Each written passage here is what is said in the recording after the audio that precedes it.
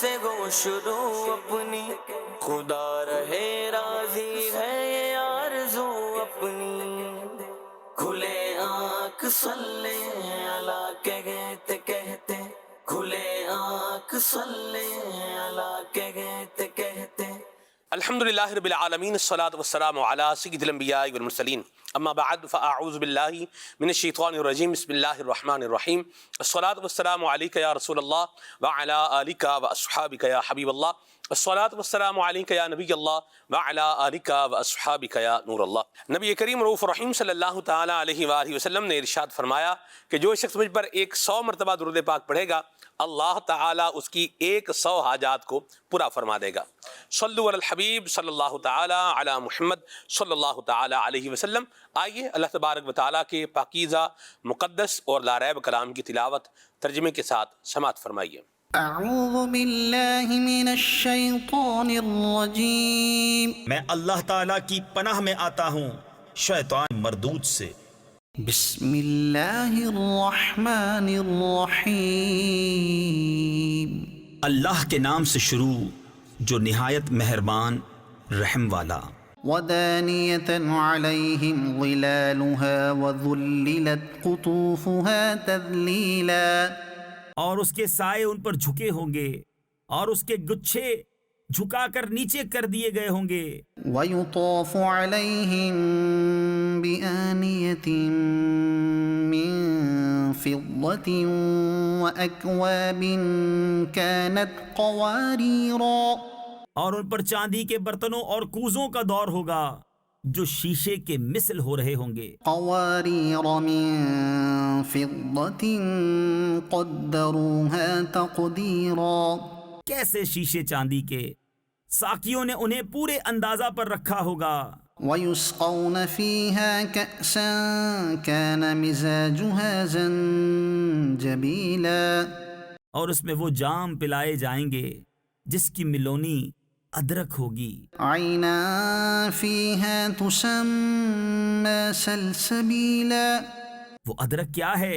جنت میں ایک چشمہ ہے جسے سلسبیل کہتے ہیں۔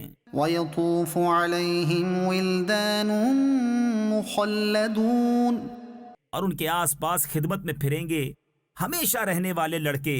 إذا رأيتهم حسبتهم لؤلؤا منثورا، جب تو انہیں دیکھے تو انہیں سمجھے کہ موتی ہیں بکھیرے ہوئے۔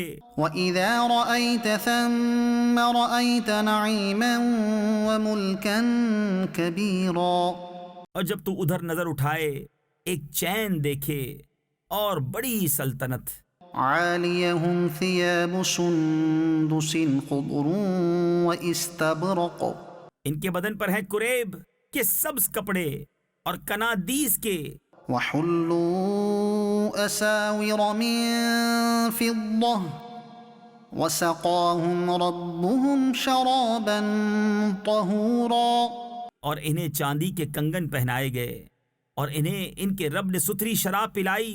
إِنَّ هَذَا كَانَ لَكُمْ جَزَاءً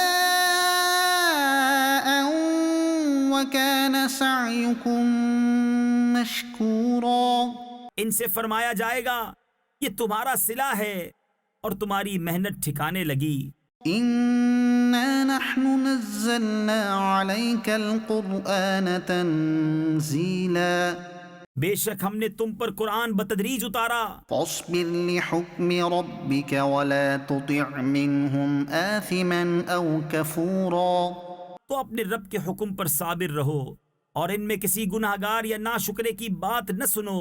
واذكر اسم ربك بكرة وأصيلا، اور اپنے رب کا نام صبح و شام یاد کرو۔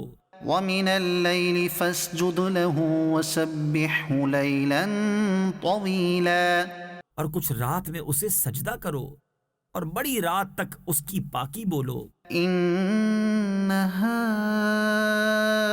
هؤلاء يحبون العاجلة ويذرون وراءهم يوما ثقيلا، بے شک یہ لوگ پاؤں تلے کی عزیز رکھتے ہیں اور اپنے پیچھے ایک بھاری دن کو چھوڑے بیٹھے ہیں۔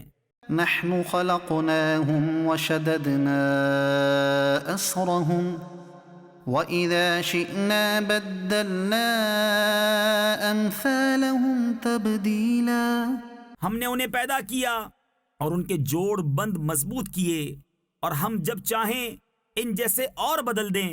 إن هذه تذكرة فمن شاء اتخذ إلى ربه سبيلا. بے شک یہ نصیحت ہے، تو جو چاہے اپنے رب کی طرف راہ لے. وما تشاءون إلا أن يشاء الله. اور تم کیا چاہو مگر یہ کہ اللہ چاہے. إن الله كان عليما حكيما. بے شک وہ علم و حکمت والا ہے، يدخل من يشاء في رحمته اپنی رحمت میں لیتا ہے جسے چاہے. والظالمين أعد لهم عذابا أليما. اور ظالموں کے لیے اس نے دردناک عذاب تیار کر رکھا ہے. صدق اللہ العظیم. اللہ تعالی ہمیں قرآن کریم کی برکتیں عطا فرمائے، عافیتیں، راحتیں، سلامتیاں ہمارا مقدر بنائے. ایک لفظ ہے محتاجی. مختلف سینیریو کے اندر اور یوں بولیے کہ مختلف حالات کے اندر اور مختلف انداز کے اندر یہ استعمال ہوتا ہے، اور یہی آج کے ہمارے پروگرام کا عنوان اور موضوع ہے. دیکھا جائے تو ہم سب محتاج ہیں، اللہ تبارک و تعالیٰ کی رحمت کے محتاج ہیں، اس کے فضل کے محتاج ہیں، اس کے کرم کے محتاج ہیں، اور یہ ہمیں رہنا بھی چاہیے. اللہ تبارک و تعالیٰ کی رحمت اور فضل کا متلاشی بن کر جب انسان اللہ تبارک و تعالیٰ کی اطاعت کرتا ہے، اس کی فرما برداری کرتا ہے، اس کے محبوب پاک صلی اللہ علیہ وسلم کی سنتوں پر عمل کرتا ہے، اچھے اخلاق کو اور کردار کو اپناتا ہے، تو اللہ تعالیٰ کا فضل، اس کا کرم، اس کی رحمت بندے کی جانب متوجہ ہو جاتے ہیں اور بندے کا بیڑا پار ہو جاتا ہے. اور کچھ لوگ وہ ہیں کہ جو اپنے آپ کو ہر بات میں محتاج ہی بیان کرتے ہیں. بھئی ہم کیا ہیں؟ محتاج ہی ہیں. یوں بولیے کہ بھکاری جو ہے یہ بھی محتاج بعض اوقات نہیں ہوتا، لیکن شو یوں ہی کرتا ہے کہ میں کیا ہوں؟ محتاج ہوں. تو یہ محتاجی مختلف طرح کے یوں بولیے کہ سینیریو رکھتی ہے. تو اس کے مختلف سینیریوز پر ہم جو ہے وہ بات کریں گے.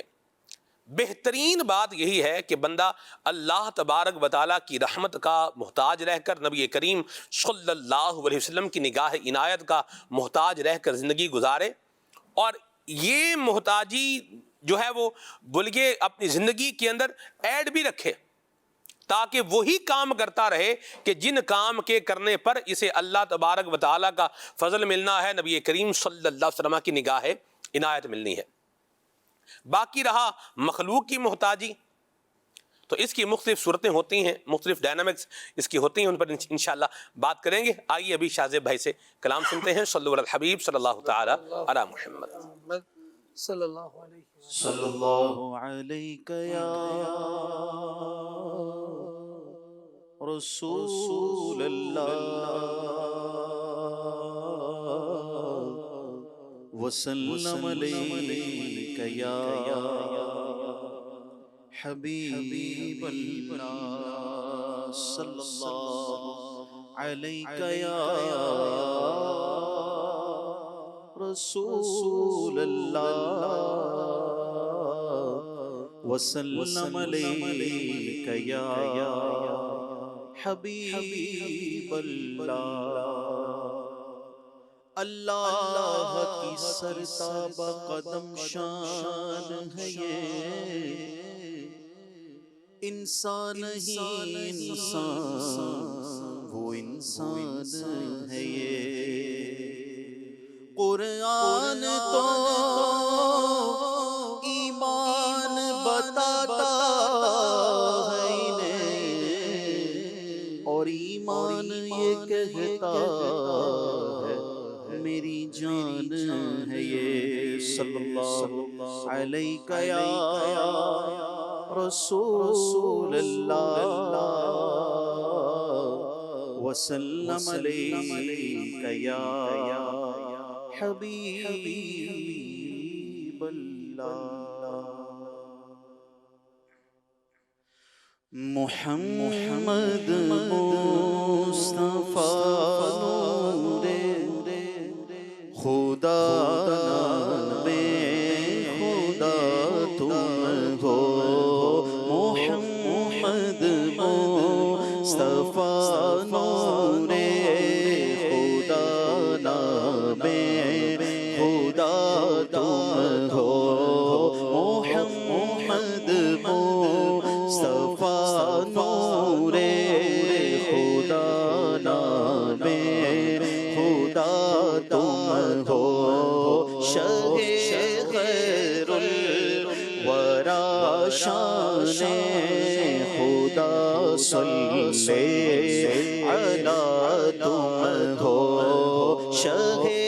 خیر الورا شان خدا صلی علی تم ہو شکیب دل قرار جان محمد مصطفیٰ تم ہو شکیب دل قرار جان محمد مصطفیٰ تم ہو حبیب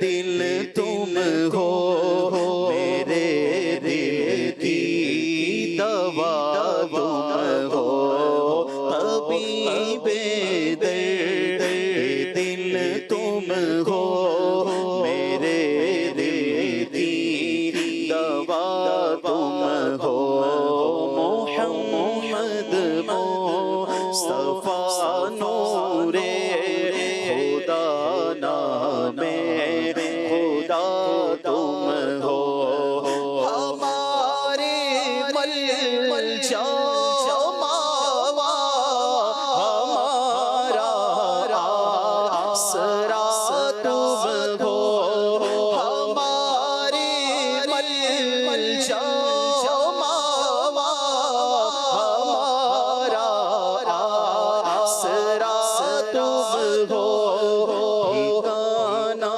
بے ٹھکانوں کا شہ ہے دو سرا تم ہو ٹھکانہ بے ٹھکانوں کا شہ ہے دو سرا تم ہو غریبوں درد مردوں کی دعا تم ہو دوا تم ہو غریبوں درد مردوں کی دعا تم ہو دوا تم ہو فقیروں بے نواؤں کی ندا تم ہو صدا تم ہو فقیروں بے نواؤں کی ندا تم ہو صدا تم ہو نہ کوئی مہوش تم سا نہ کوئی مہجبی تم سا نہ کوئی مہوش تم سا نہ کوئی مہجبی تم سا حسینوں میں ہو تم ایسے محبوب خدا تم ہو حسینوں میں ہو تم ایسے محبوب خدا تم سر سے پا تک ہر ادا ہے لاجواب، خوبرویوں میں نہیں تیرا جواب، حسن بے مثل صورت لاجواب، میں فدا تم آپ ہو اپنا جواب، حسینوں میں ہو تم ایسے کہ محبوب خدا، حسن تیرا نہ دیکھا نہ سنا، کہتے ہیں اگلے زمانے والے، حسینوں میں ہو تم ایسے کہ محبوب خدا تم ہو، تمہارے حسن رنگ کی جھلک ہے سب حسینوں میں، تمہارے حسن رنگ کی جھلک ہے سب حسینوں میں، بہاروں میں بہار جان فضا تم ہو، بہاروں میں بہار جان فضا تم ہو، سمیع میں گئے چمچ کس کی، فلک پر ہے جھلک کس کی، مہو خورشید سیاروں ستاروں کی سیاہ تم ہو، مہو خورشید سیاروں ستاروں کی سیاہ تم ہو، نہ ہو سکتے ہیں دو اول، نہ ہو سکتے ہیں دو آخر، نہ ہو سکتے ہیں دو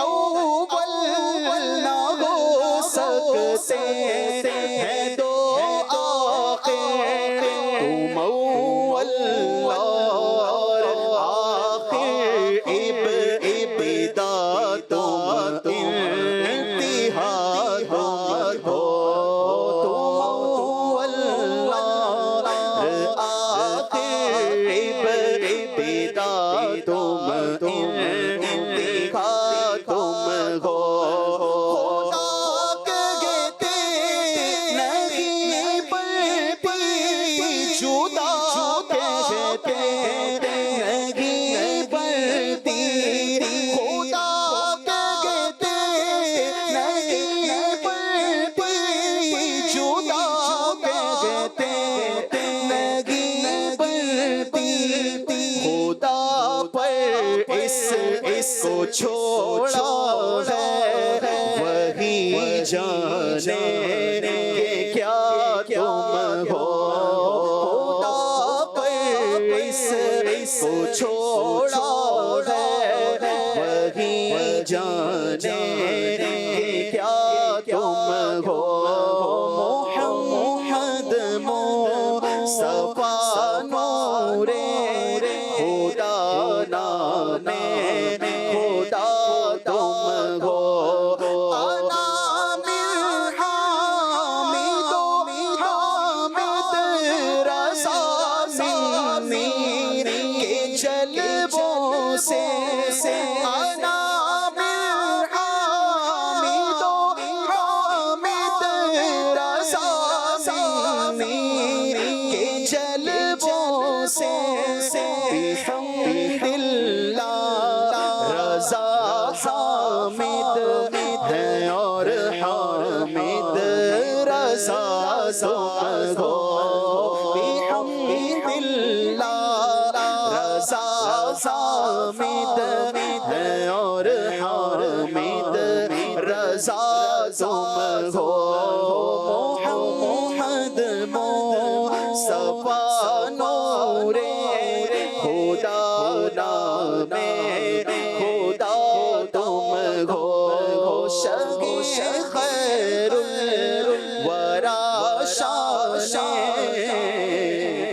خدا صلی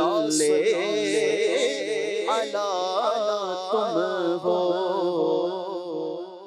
یا مرحبا، ماشاء اللہ. اللہ تعالیٰ نبی کریم صلی اللہ علیہ وسلم کی نگاہ عنایت ہمیں عطا فرمائے. حضور نبی پاک صلی اللہ علیہ وسلم کی شفاعت بھی ہمیں عطا فرمائے. نبی پاک صلی اللہ علیہ وسلم کے دربار کی بادب حاضری بھی اللہ کریم ہمیں نصیب فرمائے. آمین. پروگرام کے عنوان اور موضوع پر آتے ہیں. محتاجی. استاد صاحب، انسان کی زندگی میں کہیں نہ کہیں محتاجی تو جو ہے وہ رہتی ہی ہے. بندہ بولے کہ میں کسی کا محتاج نہ رہوں تو اٹس کوائٹ ڈیفیکلٹ. جیسے آپ دیکھیے کہ اگر بندہ بیمار ہے تو اس کو ڈاکٹر کی حاجت ہے، علاج کے لیے اس کا جو ہے وہ ایک محتاج ہے. اللہ تبارک و تعالیٰ نے استاد صاحب یہ اس دنیا کے اندر جو نظام ہے اس کو جو ہے وہ یوں بنایا ہے کہ اسباب سے مختلف چیزوں کو کیا کیا ہے، جوڑا ہے. اللہ تبارک و تعالیٰ کا یہ بنایا ہوا نظام ہے. آپ یہ ارشاد فرمائیں، اگر کوئی بندہ یہ سوچے کہ مجھے میری زندگی میں کسی کی محتاجی کہہ لیں گے، یا ضرورت، ایک لفظ یہاں پر مجھے زیادہ اچھا لگ رہا ہے، مجھے زندگی میں کسی کی کیا ہے، کوئی ضرورت پڑے گی ہی نہیں، یا کوئی میں ایسا انداز اختیار کروں کہ میں کسی کا محتاج جو ہے وہ نہ رہوں، مجھے کسی کی ضرورت ہی پیش نہ آئے. کیا یہ ایسا کوئی انداز یا کوئی ایسا لائف سٹائل اڈاپٹ کیا جا سکتا ہے؟ کیا یہ پاسبل ہے؟ بسم اللہ الرحمن الرحیم. ہمارا جو عنوان ہے محتاجی، جی، تو ویسے تو اس کی کافی تفصیل ہے، لیکن اگر بنیادی طور پر اس کو ہم تقسیم کرنا چاہیں جی، تو ایک محمود معنی میں استعمال ہوتا ہے اور ایک مذموم معنی میں استعمال ہوتا ہے. صحیح. یعنی کہ اچھے معنی میں بھی استعمال ہوتا ہے اور ایک ان معنی میں بھی استعمال ہوتا ہے کہ جسے لوگ پسند نہیں کرتے ہیں. ٹھیک. اور لوگ عام طور پر اس سے اللہ تعالیٰ کی پناہ بھی مانگتے ہیں، دعائیں بھی مانگتے ہیں کہ اللہ تعالیٰ ہمیں کسی کا محتاج نہ کرے وغیرہ. جی. جو پہلی صورت ہے تو وہ محمود ہے، وہ اس اعتبار سے کہ ساری کی ساری مخلوق یہ اللہ تعالیٰ کی محتاج ہے. ٹھیک. جس کو اللہ پاک قرآن کریم میں فرماتا ہے یا ایھا الناس انتم الفقراء الی اللہ واللہ هو الغنی الحمید. اللہ پاک فرماتا ہے کہ اے لوگو تم سارے کے سارے اللہ کے محتاج ہو. صحیح. چونکہ اللہ تعالیٰ نے ہمیں پیدا کیا، اس پوری کائنات کو پیدا کیا، تو انسان اپنی جان میں، اپنی مال میں، اپنی طاقت میں، اپنی ذہانت میں، ہر اعتبار سے اللہ پاک کا محتاج ہے بھی. اور اللہ پاک اس بات کو پسند کرتا ہے کہ بندے اس بات کا اعتراف کریں کہ وہ اللہ تعالیٰ کے محتاج ہیں. واہ واہ واہ. یعنی ایک تو ایک محتاج ہونا ہے، جی، اور ایک اس بات کا اظہار ہے کہ بندہ اللہ تعالیٰ کے آگے اپنی احتیاج اور اپنی محتاجی، اپنی ضرورت اور اپنی حاجت مندی کا اظہار کرے.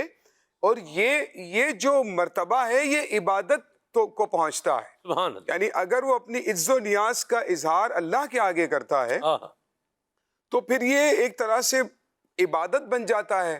آپ فرشتوں کو دیکھیے، جب اللہ پاک نے حضرت آدم علیہ السلام کے سامنے ان کو پیش کیا اور اللہ پاک نے ارشاد فرمایا کہ بھی مجھے بتاؤ ان چیزوں کے نام کیا ہے، تو وہ کہنے لگے سبحانک لا علم لنا الا ما علمتنا. یا اللہ ہم تو اس علم میں تیرے محتاج ہیں، یا اللہ ہمارے پاس تو وہی علم ہے جو تو نے ہمیں عطا فرمایا ہے، اس کے علاوہ تو ہمارے پاس کوئی بھی علم نہیں ہے. اور اللہ کی رضا بھی یہی تھی کہ وہ اس بات کا اظہار کرے اللہ تعالیٰ کے آگے کہ وہ اپنے اس علم میں، یا اللہ پاک نے ان کو جو بھی صفات عطا فرمائی ہے ان میں وہ اللہ تعالیٰ کے آگے اپنی محتاجی کا ذکر کریں.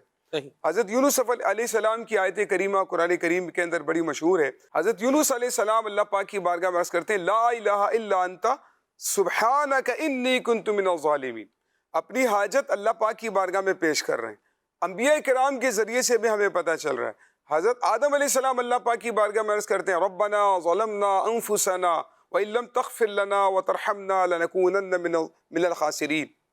تو ہم جب قرآن پڑھتے ہیں تو ہمیں پتہ چلتا ہے کہ اللہ پاک کے جو انبیاء ہیں، جو فرشتے ہیں، اللہ پاک کے جو بندے ہیں، وہ اللہ پاک کی بارگاہ میں ہی اپنی حاجت مندی اور اپنی جو ضروریات ہیں ان کو پیش کرنا اور اپنی محتاجی کا اظہار کرنے کو سعادت اور عبادت سمجھا کرتے.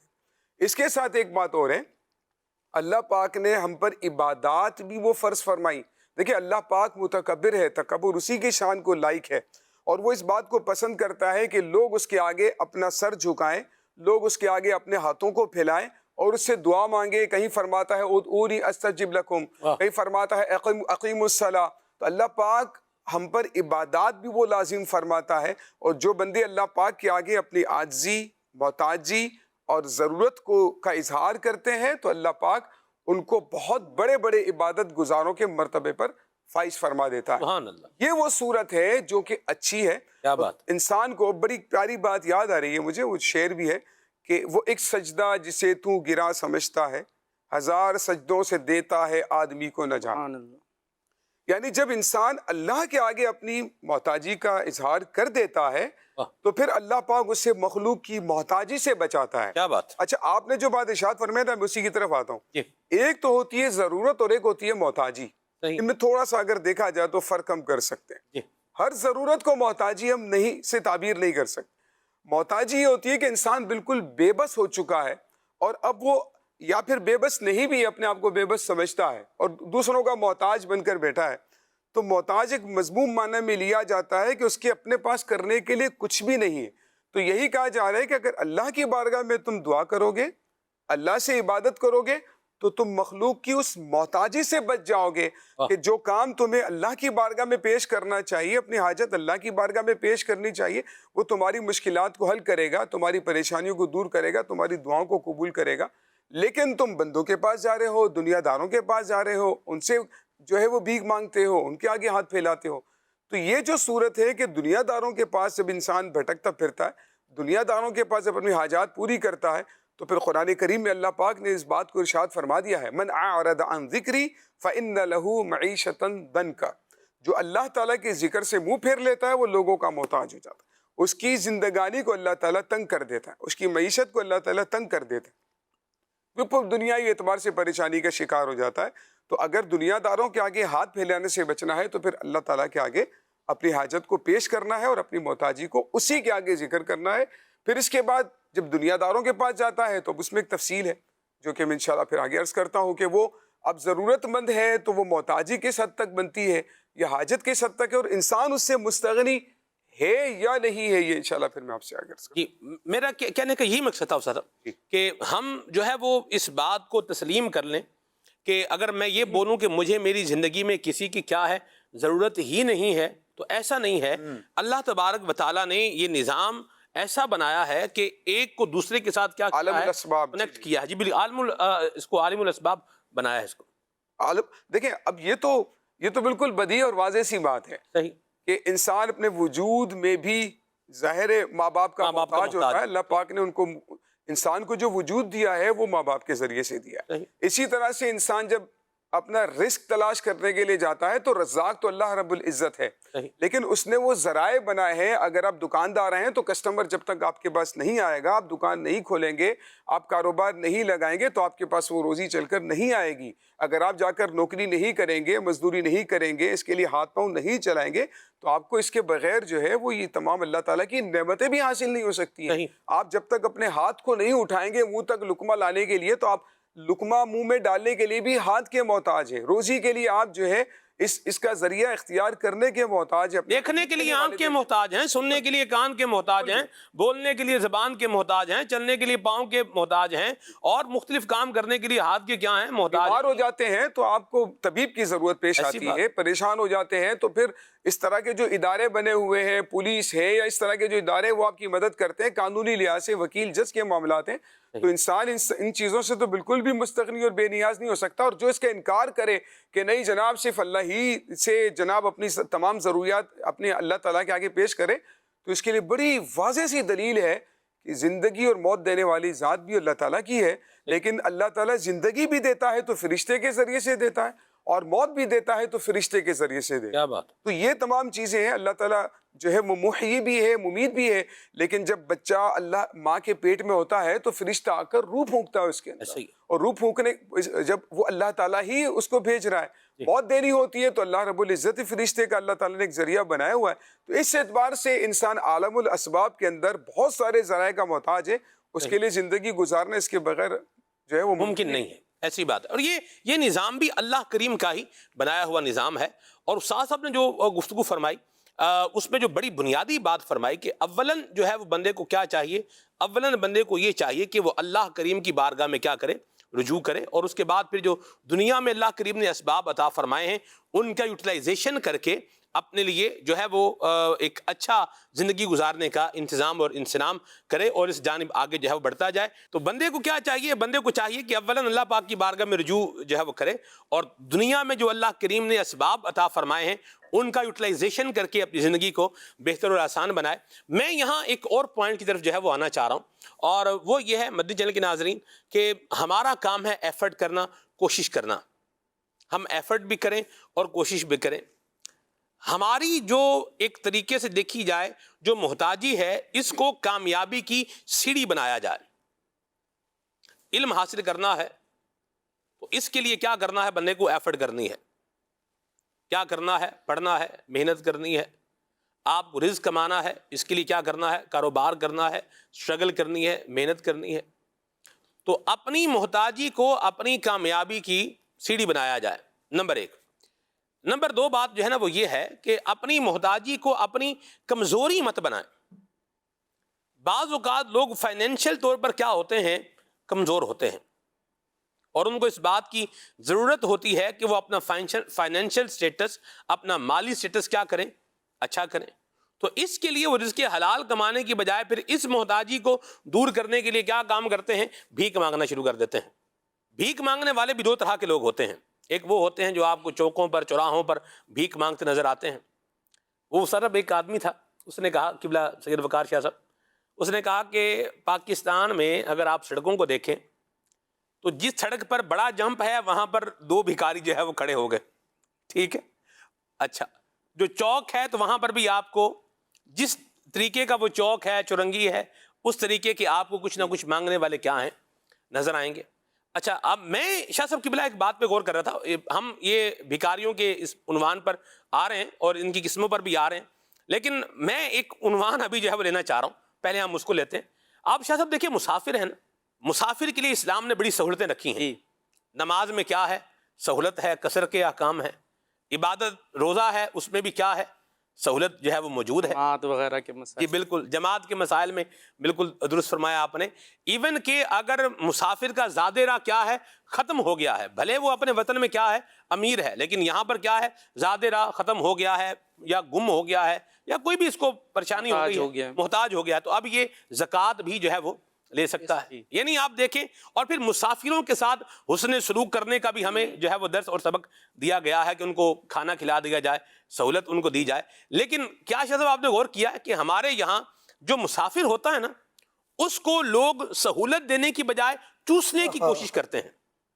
آپ کو چیز باہر کیا ملے گی؟ سستی ملے گی، لیکن جو ٹریولنگ ایریا ہے وہاں پر کیا ملے گی؟ آپ کو مہنگی ملے گی. ایئرپورٹ کا اگر آپ کو تجربہ ہو تو یہ بھی آپ دیکھ سکتے ہیں، اسٹیشن کا تجربہ ہو آپ کو تو اس پر بھی آپ جو ہے وہ دیکھ سکتے ہیں. اسی طرح جو بھیک مانگنے والے ہوتے ہیں، یہ بھی آپ کو مسافر جو جہاں پر ہوتے ہیں، آپ کو بس اسٹینڈ پر کیا ہے؟ بھکاری زیادہ نظر آئیں گے، بسوں میں مانگتے نظر آئیں گے، ٹرینوں میں تو کیا ہوتی ہے؟ ایک لائن ہوتی ہے. کیا فرمائیں گے آپ اس عنوان پر؟ محتاجی ہمارا موضوع ہے، اور جب لفظ محتاجی سنتے تو پہلا ذہن اسی طرف جاتا ہے. جو استاد صاحب نے گفتگو کی اس طرف بھی ذہن جانا چاہیے کہ ہم سب محتاج اللہ پاک کے ہیں اور یہ محتاجی بڑی پسندیدہ ہے. اور دوسرا جو نارملی ذہن جاتا ہے وہ ادھر ہی جاتا ہے کہ مانگنا اور دینا.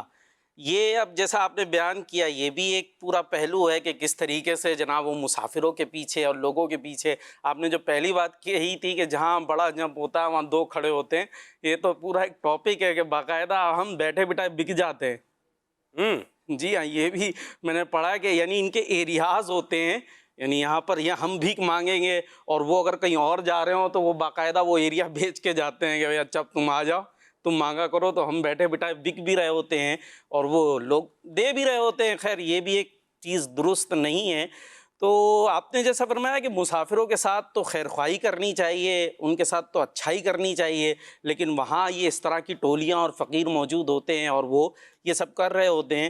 تو اب اس میں ہم یہ کہہ سکتے ہیں کہ ایک تو یہ مسافروں یا شاید دینے والوں کا بھی ایک قصور بنتا ہے کہ انہیں یہ بھی دیکھنا چاہیے کہ کون واقعی محتاج ہے اور کون محتاج نہیں. لینے والوں کے اعتبار سے بھی پہلو ہو سکتا ہے کہ یہ جو مانگنے والے ہوتے ہیں خود کو محتاج بنانے والے ہوتے ہیں. اور جب یہ موضوع ذہن میں آیا تھا تو ایک چیز میرے ذہن میں خاص طور پر آئی تھی کہ یہ بعض لوگوں کا ہوتا ہے جب پیشہ ور فقیروں کی ہم بات کر رہے ہیں، ظاہر ہے جو واقعی نیڈی ہے، واقعی ضرورت مند ہے، اس کی تو صورت موجود بھی ہے مانگنے کی، جو پرٹیکولر صورت ہے اس میں مانگنے کی بھی اجازت ہے، لیکن ایک تعداد ہوتی ہے جو خود کو محتاج بناتی ہے اور یہ پیشہ اختیار کرتی ہے. اور ایک تو یہ بھی انداز دیکھا جاتا ہے کہ کیا کہیں، سہل پسند کہیں یا جناب طبیعت ہی نہیں ہے محنت کرنے کی. اس میں یہ بھی میرا دیکھا ہوا منظر ہے، شاید آپ بھی اس کے گواہ ہوں، ہو سکتا ہے آپ تک بھی اس طرح کی باتیں آئی ہوں، کہ کوئی ہوتا ہے فیملی ہے نا، اس کا کوئی جاننے والا، کوئی رشتہ دار کہیں باہر ہے، ابراڈ ہے، اور وہ ذرا خیر خواہی کی طبیعت رکھنے والا ہے، وہ جناب وہ خیر خواہی کرتا ہے. تو یہاں جو خیر خواہی جب آنا شروع ہوتی ہے تو یہ دیکھا والا منظر ہے، پھر وہ اپنے کام کاج چھوڑ دیتے ہیں. وہ کہتے ہیں بھائی گھر کا تو ٹوتھ پیسٹ بھی باہر کا آ رہا ہے، اگر ان کا کام ہے بھی کوئی تو جانے دو. مطلب وہ ادھر تو شاید یہ کہتے ہیں یار بڑی محتاجی ہے، کچھ کام نہیں ہوتا، کچھ نہیں ملتا، اور وہ ان سے پیسے اینٹتے رہتے ہوں گے، اور یہاں جو ہے وہ اپنا کام کہا جاتا ہے جب مفت ملے کھانے کو تو کون جائے کمانے کو. بھائی یہ تو یہاں پر پھر وہی پہلو آ جائے گا کہ یہ دینے والے کو بھی دیکھنا چاہیے کہ میں کس کو دے رہا ہوں. کیا بات. اب آپ پر جس طریقے سے یہ بڑا پہلو ہے سلمان بھائی جی کہ زکوٰۃ بھائی دینی چاہیے، زکوٰۃ کی شرائط کیا ہیں، کب لازم ہوتی ہے، اس طرف تو توجہ ہوتی ہے، لیکن بھائی جس طریقے سے یہ زکوٰۃ کا سارا آپ نے حساب کتاب کرنا ہے اور دینی ہے، اور اس کے علاوہ بھی نفلی صدقات ہیں، یہ بھی اسی طریقے سے امپورٹنٹ ہے کہ آپ کس کو دے رہے ہیں.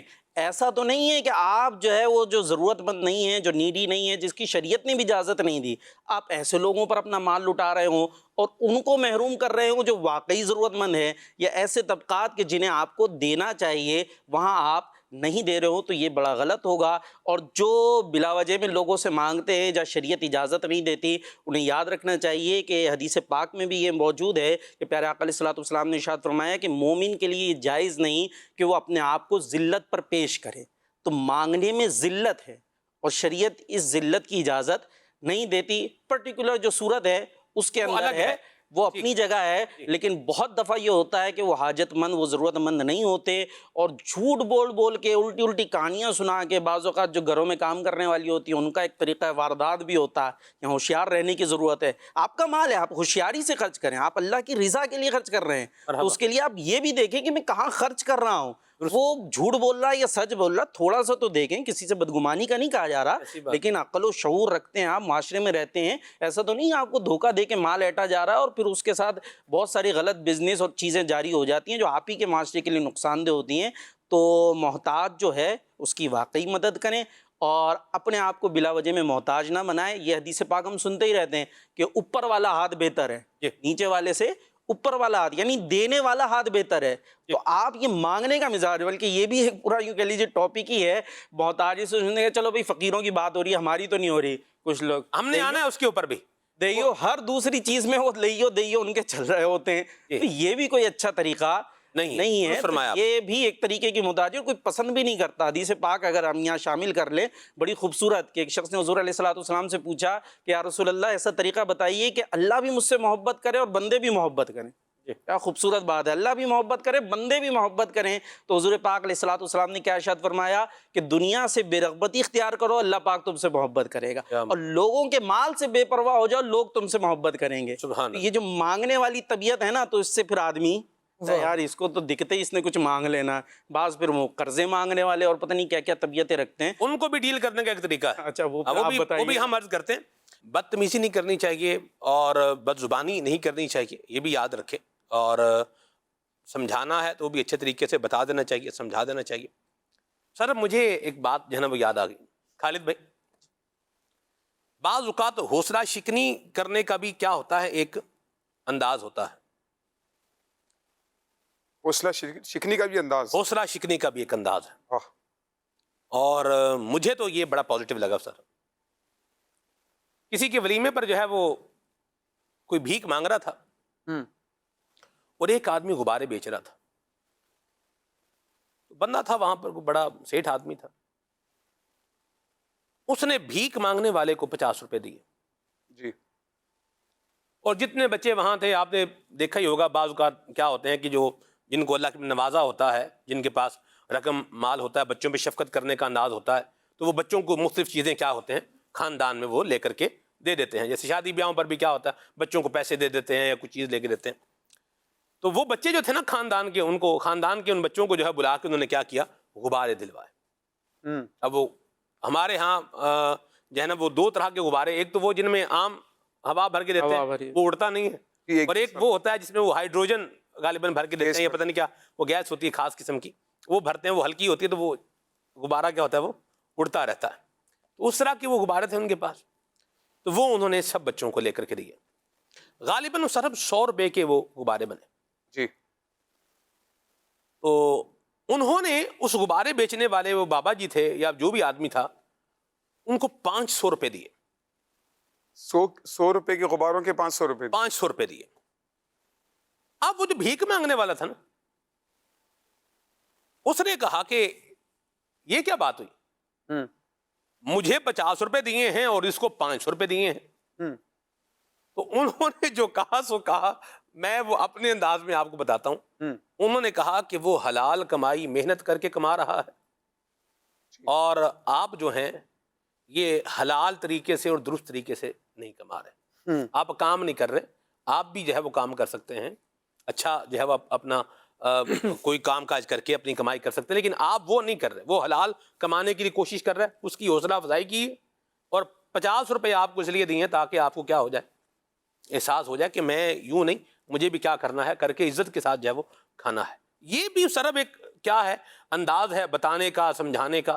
اس پر کیا فرمائیں گے؟ اچھا، یہ جو آپ نے بات ارشاد فرمائی نا، یہ فقیر ہوتے ہیں نا، بھیکاری، یہ بڑے ماہر نفسیات بھی ہوتے ہیں، اللہ اکبر، اور تجربہ کار بھی بہت زیادہ ہوتے ہیں. اچھا، ان کو دیکھا گیا کہ اگر ہم جیسا کوئی مذہبی حلیے والا شخص کھڑا ہوتا ہے نا، یہ عام طور پر ہمارے پاس نہیں آتے. ان کو پتہ نہیں ہے مولانا دے گا نہیں، کیونکہ اس کو سارے شرعی مسائل بھی پتہ ہوتے ہیں کہ کس کو دینے ہیں، کس کو نہیں دینے ہیں. ٹھیک ہے. حالانکہ مولانا حضرات بھی صدقہ خیرات ایک بہت بڑی مقدار میں کرتے ہیں الحمدللہ، کیونکہ ان کو فضائل بھی معلوم ہوتے ہیں. لیکن یہ جو نا، یہ ہمارے پاس جو پیشاور بھیکاری ہوگا نا، یہ عام طور پر مذہبی حلیے والے کے پاس کام آتے ہیں. یہ میں نے اس لیے مثال دی کہ ان کا تجربہ اور ان کی جو نفسیات کی مہارت ہوتی ہے نا، سے پتہ چلتی ہے. جب انہوں نے دیکھا کہ یار اس طرح کا ٹرینڈ چل پڑا ہے کہ لوگ جو ہے کسی غریب کا ٹھیلا خرید لیا 5000 روپے کا، کسی سے جو ہے وہ چیز بیچنے والا ہے، اسے اس کی چیز 500 روپے کی تھی، 2000 روپے میں خرید لی. غبارے والے سے جو ہے وہ 1000 روپے میں سارے غبارے خرید کر دے دیے. پرندے والے سے جو ہے وہ 10,000 روپے میں خرید کر سارا اس کو دے دیا، تو خوش ہو جاتا ہے. اچھا، انہوں نے بھی یہ طریقہ اختیار کرنے کی کوشش کی کہ یار یہ طریقہ اختیار کیا جائے. وہ پین کا پیکٹ ایک پکڑ لیتے ہیں ہاتھ کے اندر، ٹھیک ہے.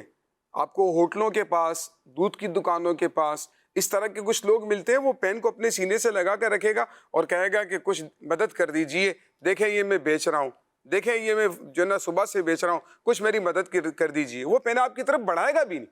اسی طرح سے کچھ چیزیں لوگ آپ نے دیکھا ہوگا، شاید وہ تغرے لے کر فریمیں ہوتی ہیں مکے مدینے کی، وہ ساتھ میں لے کر چل رہے ہوتے ہیں، کوئی یاسین شریف لے کر چل رہے ہوتے ہیں.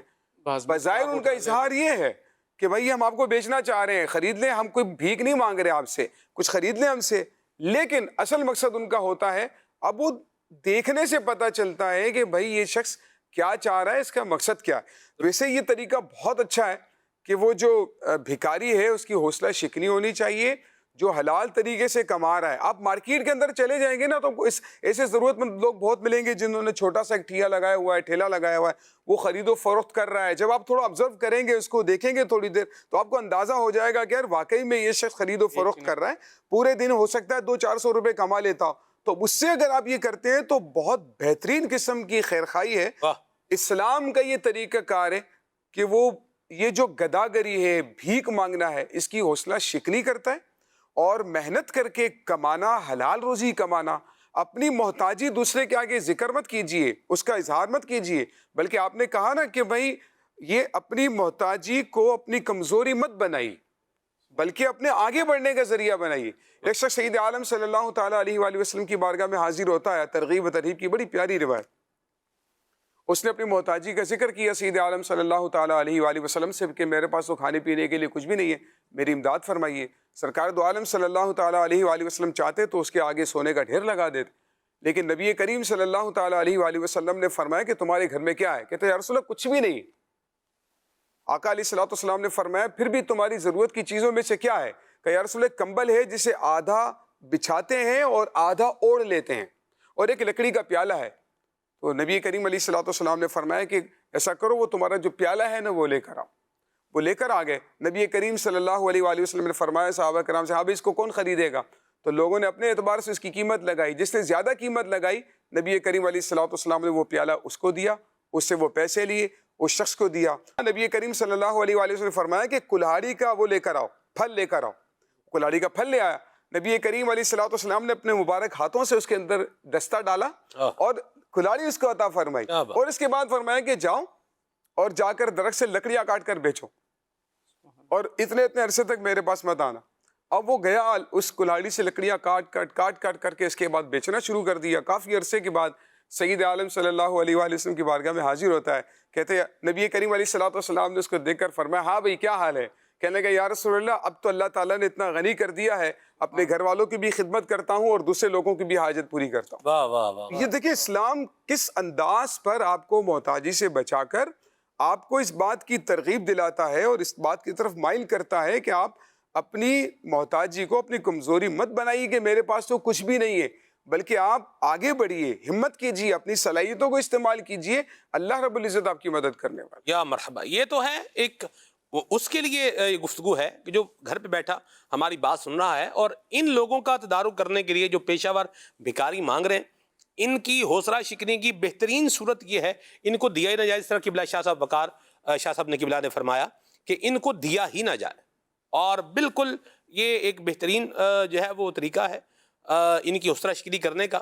ان کے ساتھ بد زبانی نہ کی جائے, یہ بالخصوص خیال رکھیں. گالیاں دینا ان کو یا اور اس طریقے سے کچھ انداز اختیار کرنا. سلمان بھائی مجھے یاد ہے کہ سید الشہداء کی بارگاہ میں حاضر تھے ہم مدینہ شریف میں, تو ایک شخص فیملی سمیت آیا, احرام بندھا ہوا تھا اس کا, اللہ, اور خاتون بھی تھی برقعے میں پیچھے کھڑی تھی, اور بچہ اس کا جو ہے نا وہ چیئر کے اندر تھا. تو وہ آ کر کہنے لگا کہ سر میری کچھ مدد کر دیجئے, میری جیب کٹ گئی ہے اور میرے سارے پیسے اس کے اندر چلے گئے. دیکھا وہ کہنے لگا آج شام کی میری فلائٹ ہے, مجھے ٹکٹ دکھانے لگا کہ میری آج شام کی فلائٹ ہے اور میں نے جانا ہے, میرے پاس ایئرپورٹ جانے کے پیسے نہیں. اچھا میں نے وہ امیر علیہ سنت کی جو کتاب ہے رفیق الحرمین, اس میں امیر علیہ سنت کا ایک فرمان پڑھ رکھا تھا. آپ نے لکھا تھا کہ آپ کو بہت سارے بھکاری مکے میں مدینے میں بھی ملیں گے جو آپ سے کہیں گے ہماری جیب کٹ گئی ہے, ہم حاجت مند ہیں, ہمیں ایئرپورٹ جانا ہے, ہمیں جو ہے وہ یہ کرنا ہے, ہمیں سفر کرنا ہے, اپنے ملک واپس جانا ہے, ہمارے پاس کچھ بھی نہیں ہے, ہماری مدد کیجیے. تو آپ کو ایسے لوگوں کی مدد نہیں کرنی ہے. سر میں ایک بات ایڈ کروں یہاں, وہ ورنہ وہ بات نکل جائے گی. بالکل. یہ صرف کوئی پاکستانی عوام ہی نہیں ہے جو وہاں پر جا کے لوگ بھیک مانگ رہے ہیں.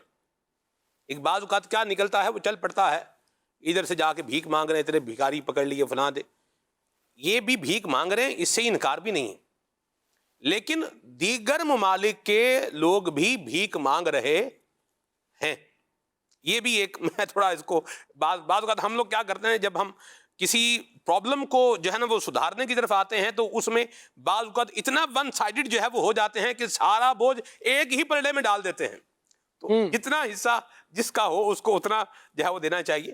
تو یہ بھیک مانگنے والے خالی پاکستانی نہیں ہوتے, ہمیں بھی تجربہ ہے, اور طرح کے لوگ بھی بہرحال ہوتے ہیں, اور ممالک کے لوگ بھی ہوتے ہیں. اللہ پاک ان سب کو ہدایت عطا فرمائے. جی سر آپ اچھا وہ شخص متعین نہیں تھا کہ وہ پاکستان سے اس کا تعلق ہے, لیکن گفتگو اردو میں کر رہا تھا. صحیح.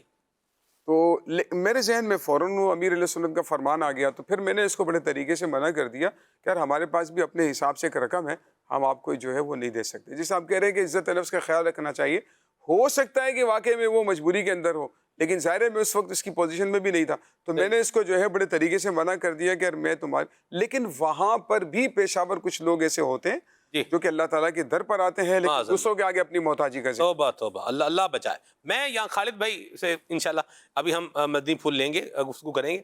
میں خالد بھائی کو ایک جو ہے واقعہ سناتا ہوں, پھر آگے چلتے ہیں. یوں ہی استاد صاحب میں جو ہے وہ غالباً عمرہ ہم لوگ کر رہے تھے یا طواف کر رہے تھے یا کیا تھا, یہ تو مجھے یاد نہیں ہے. بہرحال وہ باہر جو ہے تو ماشاءاللہ طواف اور عمرے بھی آپ کے اتنے ہو گئے کہ آپ کو یاد ہی نہیں. اللہ پاک کو مزید عطا فرمائے. آمین آمین آمین. تو سر ہم باہر بیٹھے ہوئے تھے, تو ایسے ہی میرے ساتھ نا ایک آ کے بندہ یوں احرام باندھا ہوا ہے اور یوں آ کے بیٹھا کہ بالکل جیسے نہیں بندہ کچھ تھک ہار کے گرنے لگتا ہے, تو یوں کر کے وہ بیٹھا.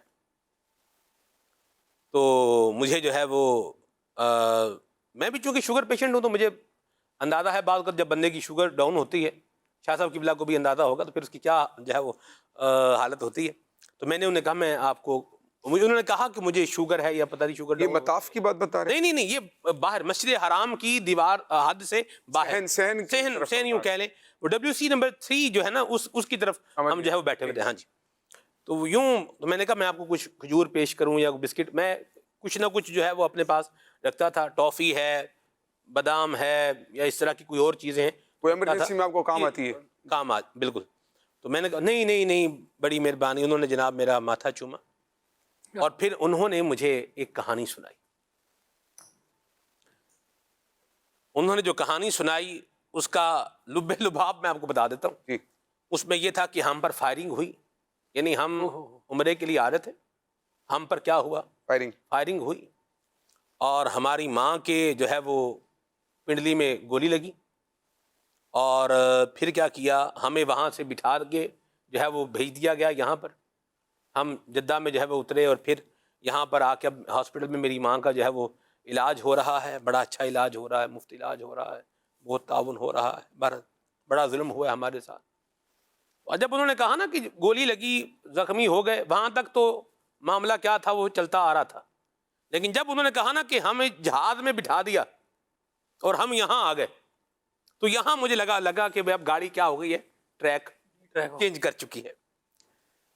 مختصر بات یہ ہے, اب میں سوچ رہا تھا کہ یہ کہانی ختم کر کے مجھ سے پیسے کب مانگے گا. وہاں نتیجے پر پہنچ چکے. بالکل میں پہنچ گیا جی ادھر. یعنی جب بندے نے کہا صاحب دیکھیں گولی لگی ہے ٹانگ میں گولی لگی ہے, تو آپ کو ہاسپٹل میں بھیجیں گے یا فلائٹ پر بھی بٹھا کے دوسرے ملک میں بھیج دیں گے؟ آٹومیٹک سی بات ہے بھائی, آپ کو گولی لگی, آپ زخمی ہو گئے تو آپ کو ہاسپٹل جو ہے نا وہ بھیجیں گے. اور جہاز میں بٹھا کے دوسرے ملک میں کون بھیجے گا آپ کو, بیٹھنے کون دے گا؟ اور پھر گولی لگی ہوئی ہو اور تو جہاز میں بیٹھنا بھی کون سا کوئی آسان کام ہے. بورڈنگ کروانی ہوتی ہے, امیگریشن کروانی ہوتی ہے, اتنا چل کے جانا پڑتا ہے, اور بھی بہت سارے کام ہیں. اب وہ بات پیسوں پر کیا ہے, آ گئی. کہا جی 2 دن گزر گئے ہیں اور ہم نے کچھ نہیں کھایا.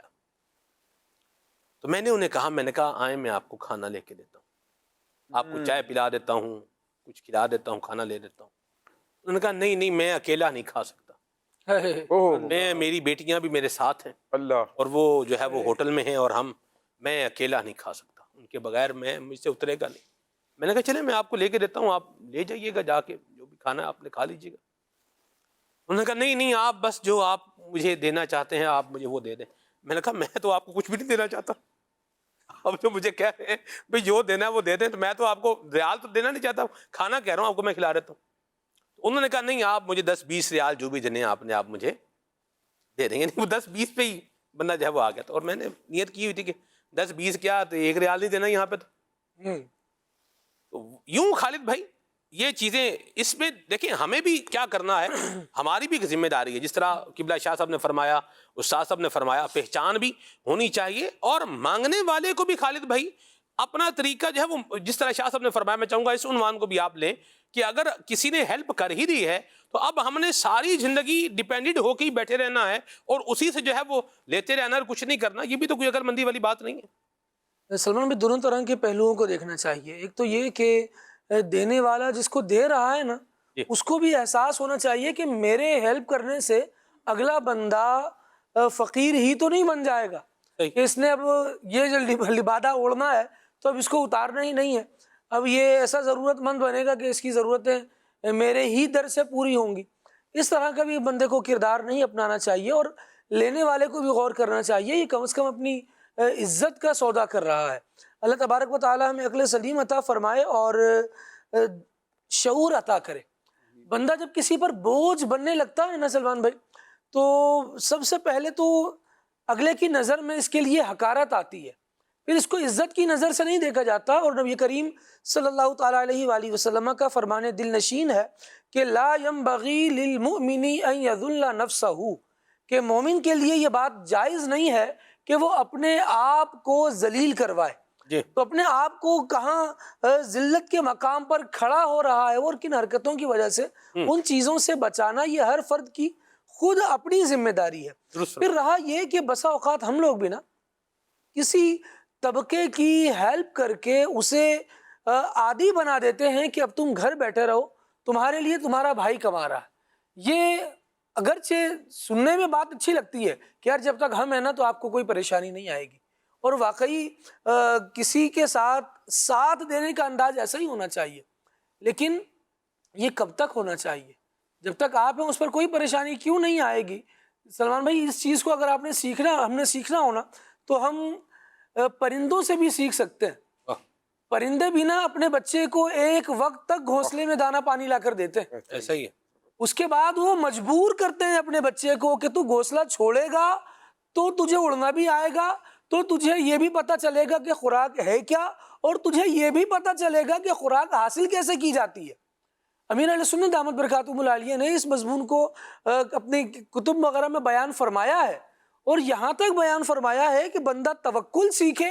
اگر توکل سیکھنا ہو تو وہ مرغی سے بھی سیکھ سکتا ہے، کیا بات، کہ پانی جتنا اسے پینا ہوتا ہے اتنا پیتی ہے، اور اس کے بعد باقی رہ جانے والا وہ اسی کٹوری میں اسی پیالی میں پاؤں رکھ کر اسے اونڈیل دیتی ہے۔ اور اس میں ایک میسج ہے کہ ہمارے لیے اللہ تبارک و تعالیٰ پھر انتظام فرمائے گا۔ یہ ایک جانور کی، ایک پرندے کی اور ان چیزوں کی مثال ہے۔ انسان اشرف المخلوقات ہے، وہ ذرا دنیا پہ نظر ڈال کر عبرت حاصل کیوں نہیں کرتا؟ وہ ان چیزوں کو صبح و شام ہوتے ہوئے دیکھ رہا ہے۔ ابھی میرے ساتھ ایک ریسنٹلی واقعہ ہوا اور بڑا عجیب و غریب۔ ایک بندہ آیا اور اس نے ایک بچہ ساتھ لیا ہوا تھا، دھڑ اس کا آدھا چھپایا ہوا تھا، اور بتایا کہ ایکسیڈنٹ ہوا ہے ان کا، اور یہ ٹرک کے نیچے آ گئے، آدھا دھڑ ان کا الگ ہو گیا۔ اور واقعی جو سننے سے ایک بات معلوم ہو رہی ہے، جس بچے کا آدھا دھڑ الگ ہو گیا ہو اس کو لے کے پھرنا کوئی آسان نہیں ہے۔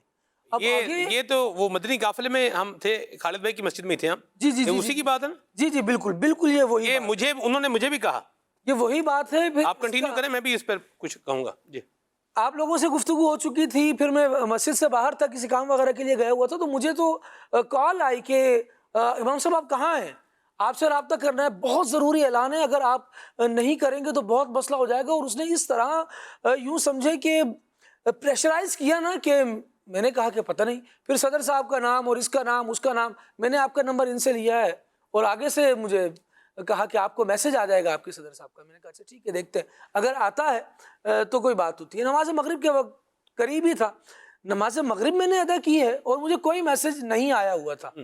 اس کے بعد وہ بندہ پھر آیا بھائی کہ حضرت وہ آپ نے اعلان نہیں کیا کہ آپ کو میسج نہیں آیا؟ میں نے کہا نہیں، مجھے میسج نہیں آیا، لہٰذا میں نے اعلان نہیں کیا۔ مغرب سے لے کر عشاء کی نماز تک اس بندے نے اتنی اسٹرگل کی کہ 6 فون اس دوران مجھے آ گئے، یار ان کا مسئلہ دیکھ لیں، انہوں نے تو ہمیں گھر بیٹھے پریشان کر دیا ہے، ان کا مسئلہ حل کریں تاکہ واقعی ضرورت مند لگتے ہیں۔ انہوں نے جس انداز سے اپنا مسئلہ پیش کیا تھا وہ یہ تھا کہ گویا ابھی ایکسیڈنٹ ہوا ہے اور ابھی دھڑ الگ ہوا ہے اور ابھی ارجنٹلی ان کو خون ریکوائرڈ ہے، ارجنٹلی ان کو بہت ساری چیزیں چاہیے، بچہ ہاسپٹلائز ہے، حالانکہ وہ بچے کو ساتھ لے کر گھوم رہے ہیں۔ پھر بہرحال سینیریو بالآخر یہاں تک پہنچا کہ آخر میں مجھے یہ کہا گیا کہ آپ ان کے لیے اعلان کر دیں۔ اچھا، جنہوں نے اعلان کرنے کا کہا انہوں نے صرف فون پر بات سنی تھی اور میں ان کا چہرہ بھی دیکھ رہا تھا، اس بچے کو بھی دیکھ چکا تھا۔ اب انہوں نے مجھے بہت لمبا سا A4 سائز کا اور بالکل بھرا ہوا لکھا ہوا ایک پیپر دیا اور کہا کہ امام صاحب یہ آپ مکمل پیپر پڑھ کر سنا دیجئے گا۔ اب اس میں ایک انتہائی درد اور کرب بھری داستان تھی۔ وہ پڑھنے سے میں قاصر تھا کہ مطلب سلام پھیرنے کے بعد اگر امام صاحب اس طرح کی داستانیں پڑھنا شروع کریں تو لوگوں کے لیے بھی بڑی دشواری ہے، اور اس میں مسجد کے جو معاملات ہیں اس میں عجیب و غریب بدمزگی سی پیدا ہوتی ہے۔ تو بہرحال فرد میں اور سنتوں میں اتنا جو ہے وہ لمبا گیپ بھی نہیں کرنا چاہیے۔ تو میں نے بس یہ کیا کہ ایک صاحب آئے ہیں، پریشان ہیں، ان کے بچے کا ایکسیڈنٹ ہو گیا تھا، وہ ساتھ ہے، اگر کوئی ہیلپ کرنا چاہے تو دیکھ لے۔ یہ بات کر کے میں اور پھر دعا وغیرہ کی اور دیگر جو اپنے معاملات تھے وہ آگے بڑھائے۔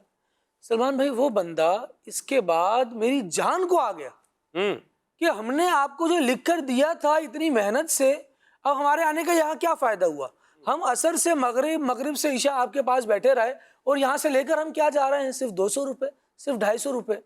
بھائی جان جو اس کو خون ریکوائرڈ ہے وہ تقریباً روزانہ 16,000 روپے کا ہے، کم از کم ایک دن کا ہمارا یہ خرچہ تو نکل آتا۔ آپ ایسا جاندار تو اعلان کرتے۔ اب وہ بندہ مجھ پر ہی ایسے اٹیکنگ پوزیشن کے ساتھ آ رہا ہے کہ آپ نے غلط کیا، آپ کو تو آپ کے تو دل میں درد ہی نہیں ہے. آپ انسان کیسے ہیں؟ ایک مسلمان کے دل میں کسی دوسرے مسلمان کا درد کیوں نہیں ہے؟ ہم تو دیکھ رہے ہیں کہ اماموں کے یہ حال ہے کہ وہ لوگوں کی پریشانی نہیں سمجھ رہے. تو میں نے کہا کہ جناب میں بس امام ہوں تو یوں سمجھ لیں کہ میں آپ سے محبت سے بھی بات کر رہا ہوں اور یہ ایک حد تک ہی ہو پائے گا. جب انداز آپ کا ہے تو باؤنڈریز ختم ہو رہی ہیں. تو پھر بہرحال ان کو تھوڑا سا احساس ہوا کہ میں ذرا آگے نکل گیا ہوں. تو پھر بات اور 2-3 افراد پھر بیچ میں پڑے تو بات سنبھالی گئی. لیکن بسا اوقات یہ مانگنے والے اور اس طرح سے اپنے آپ کو محتاج بنا کر پیش کرنے والے افراد اس طرح مسلط ہوتے ہیں کہ جو بندہ صحیح ہے اس پر محتاج مسلط ہو گیا ہے. تو بتائیے اس کی محتاجی جتنی اسٹرگل جتنی ایفرٹ یہ اس کام کے لیے کر رہا ہے اگر اس کے حلال کمانے کے لیے کرے تو کتنے مسائل اس کے حل. درست فرمایا آپ نے خیال پہ. مجھے تو انہوں نے ہم بھی تھے غالباً یہ آخری دن تھا ہمارا مدنی قافلے کا 3را دن تھا تو مغرب کی نماز کے بعد ہمیں آنا تھا تو یہ میرے پاس بھی جو ہے نا وہ یہ آئے تو مجھے آ کے انہوں نے کہا کہ یوں ٹرک گزر گیا ہے اور دھڑ جو ہے نا اس کا الگ ہو گیا ہے. میں نے کہا بندہ خدا ٹرک گزر گیا ہے دھڑ الگ ہو گیا ہے ایسے بچے کو آپ ساتھ لیے جو ہے وہ گھوم رہے ہیں. یعنی آپ دیکھیں حساب لگا یعنی وہ بچہ جو اتنا سخت جو ہے وہ اذیت کا شکار ہے آپ اس کو ساتھ لیے گھوم رہے ہیں. تو بہرحال اب کون جو ہے نا وہ ہٹا کے دیکھے. تو بعض اوقات وہ کہتے ہیں کہ شیر کو 1.25 شیر نہیں 2.5 شیر بھی ٹکر جاتا ہے. وہ یوں ایک بندہ تھا یہ بات ہے میرپورہ کشمیر کی. سیکٹر بھی میں بتانے والا تھا لیکن اس کو رہنے دے اگلا معاملہ رہنے دے. شاید وہاں ایک آدمی تھا وہ یوں ہی ایک چھوٹی سی بچی کے ساتھ کیا کر رہا تھا بھیک مانگ رہا تھا. اس انداز پر بھی ہم تبصرہ کر لیں گے وہ حرج والی بات نہیں لیکن پہلے میں آپ کو سناؤں داستان تو سناؤں آپ کو. تو یوں وہ کیا کر رہا تھا بھیک مانگ رہا تھا. وہ ایک بندے کے گھر پہ آئے کہا جی یوں ہے. اب وہ باہر نکلا اس نے پہچان لیا کہ بندہ کیا ہے. ٹھیک ہے بھئی جس کو پولیو ہوتا ہے جو چل نہیں پاتا تو اس کی ٹانگیں جو ہے نا وہ واقعی بہت باریک ہوتی ہیں اور بہرحال جو بھی سلسلہ کار ہوتا ہے اللہ ہم سب کو بیماریوں سے عافیت عطا فرمائے. وہ اس نے پہچان لیا خالد بھائی کہ یہ کیا ہے. ٹھیک ہے اب اس نے کہا کہ بھئی میرے پاس نہ تمہاری شفا رکھی ہوئی ہے اور میں تمہیں شفا یاب کر دوں گا. اللہ اکبر یعنی بے روزگار کر دوں گا. اللہ اکبر. بہرحال اب میں یہ آپ کو تھوڑا کیا کر رہا ہوں نوک پلک اس کی سوار کے بتا رہا ہوں. بھئی شفا کرنے کا لے آؤ بھی سوٹا. اللہ مطلب وہی بچے کو آبادی وہ گھر پہ سے کیا کرو ڈنڈا جو ہے وہ لے کے آؤ. کہا بھئی یہ ڈنڈا ہے تو یہ ڈنڈے میں آپ کو ماروں گا اور مثال کے طور پر فرض کر لیں یہ 12ویں ڈنڈے میں آپ کی ٹانگیں بالکل ہری بھری ٹھیک ٹھاک اور آپ یوں مطلب چلتے پھرتے نظر آئیں گے. اچھا جب ایک ڈنڈا اس کو مارا نا اس کو اس نے کہا بس بھائی ایک میں صحیح ہو گیا. ایک بھائی اس نے کہا بس بھائی. اچھا وہ کیا ہوا سر وہاں مطلب رش لگ گیا. اب لوگ اس کو بول رہے ہیں وہ خدا کے بندے یہ بھیک مانگنے والا بندہ ہے تم اس پر کیا کر رہے ہو ظلم کر رہے ہو جو بھی. اس نے کہا جی میں شفا بندہ ٹھیک ہو جائے گا شفا ہے اس میں. بس وہ ایک ڈنڈا اس کو جو ہے مارا. اس نے کہا بس بھائی اور نے کہا میں کھلونا جی. اس نے کہا کیا میں کیا ہوتا ہوں میں کھڑا ہوتا ہوں. وہ کھڑا ہو گیا. اب انہوں نے کہا ذرا نس کے بہا یعنی ذرا کیا کرو دوڑ لگا کے دکھا. تو وہ اس نے پھر کیا کیا دوڑ لگا کے پولیو کی ٹانگیں صحیح جی پولیو بالکل ٹھیک ٹھاک ہو گیا جی. وہ ٹھیک ہے دوبارہ یہاں بھیک مانگنے نہیں آنا. سر اب اس پر انداز پر بھی تبصرہ کر لیں کہ یہ بھی اب ظاہر سی بات ہے تشدد کرنا مارنا. اس پر میں اگر عرض کروں یہ واقعات چل رہے تھے ذہن میں آیا تھا کہ یہ تو اتنے موضوعات ہے اتنے واقعات اور اس پہ یہ ایک جملہ آ رہا تھا ذہن میں کہ یہ 2 کانوں کے بیچ میں اندر جو عقل تھوڑی سی رکھی ہے آدمی کو اس کو اگر زحمت دے تو بہت دفعہ آدمی کو سمجھ میں آ جاتی ہے. اب ایک جو ہے یوں کہہ لیجیے گھر کا ہی سننے میں آیا جی آج کوئی آئے تھے جی مانگنے والے.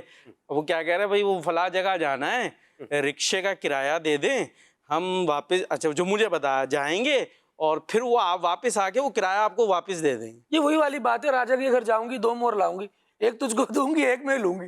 نہ وہ راجا کے گھر جانا ہے نہ مور آنا ہے. اچھا نہیں جانا میں نے، اچھا وہ مشوروں سے جو بھی ہو گیا نا، میں نے کہا یار آپ یہ بتاؤ، اس کو بولتے کہ بھائی تو رکشے میں بیٹھ کے چلا جا اور جو کرایہ ہو وہ تو نے یہاں لانے کے وجہ اسی کو دے دیجیے.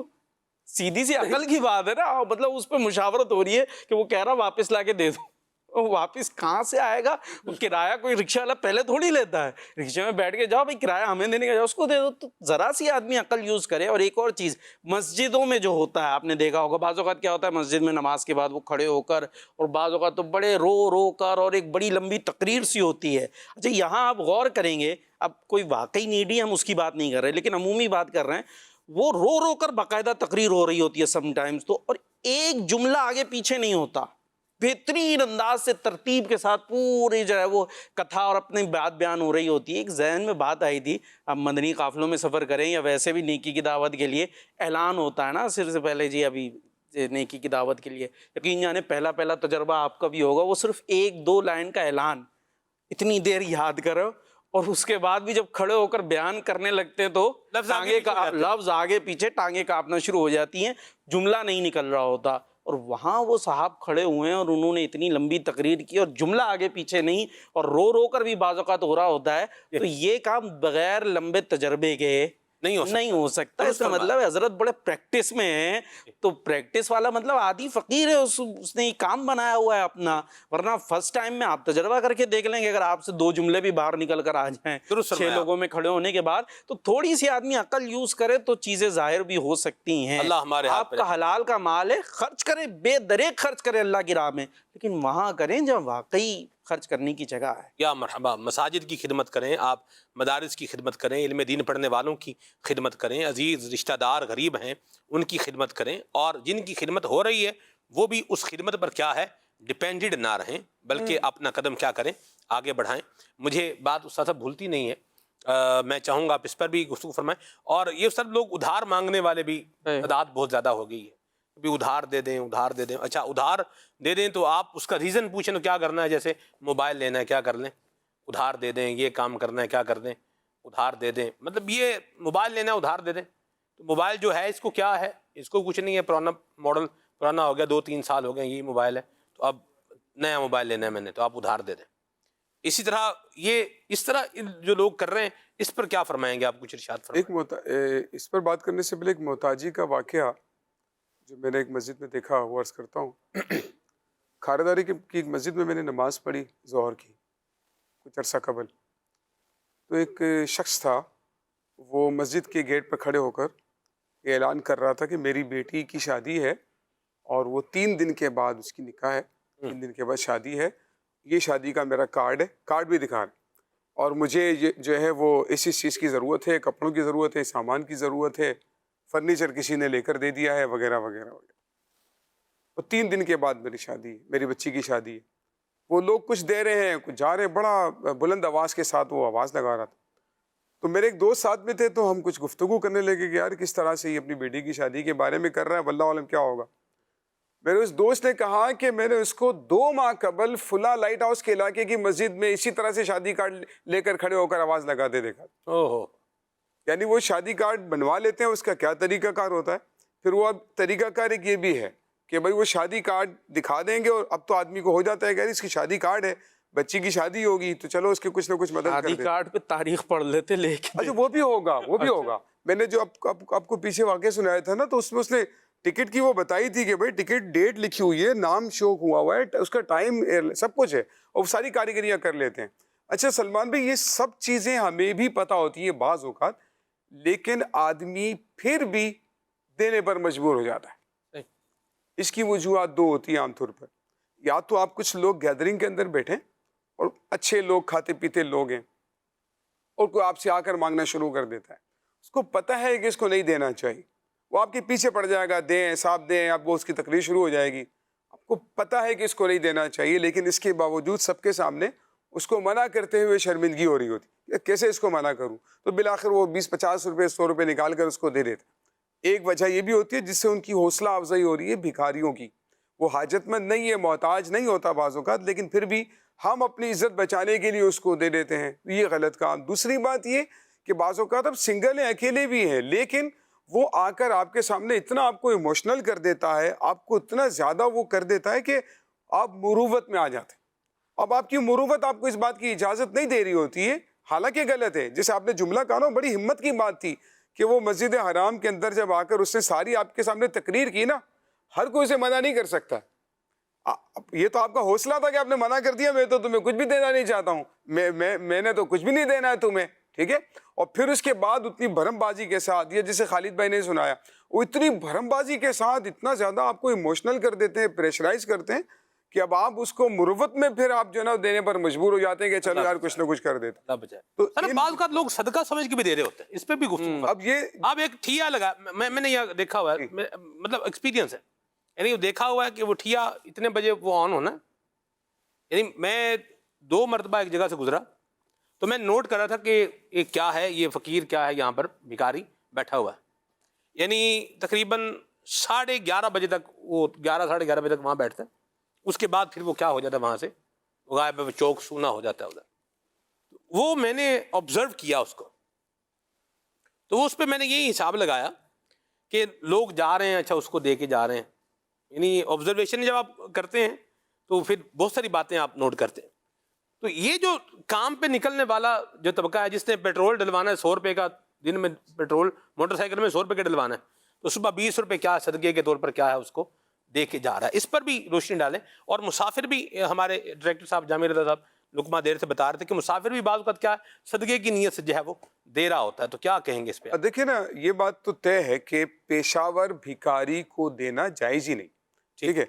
جسے مسجد کا واقعہ سنا رہے تھے، مطلب یہ کوئی ثواب کا کام نہیں ہے، ثواب کا کام ہی نہیں ہے نا، بلکہ اس میں تو آپ اس کی مدد کر رہے ہیں، حوصلہ افزائی کر رہے ہیں۔ اگر ان لوگوں کو بھیک دینے والے بھیک دینا چھوڑ دیں تو یہ سارے کے سارے بھکاری اپنا کام چھوڑ کر کسی اور کام میں لگ جائیں گے کہ یار یہاں تو اپنا کوئی گزارا ہی نہیں ہو رہا، کچھ مل ہی نہیں رہا، تو ہزاروں لاکھوں روپے کما رہے ہوتے ہیں۔ اس کا مطلب ہے کہ بھیک دینے والے جب دے رہے ہیں تو ان لوگوں کا کاروبار چل رہا ہے، اسی لیے ان لوگوں کو دینا نہیں چاہیے، ان کی حوصلہ شکنی کرنی چاہیے۔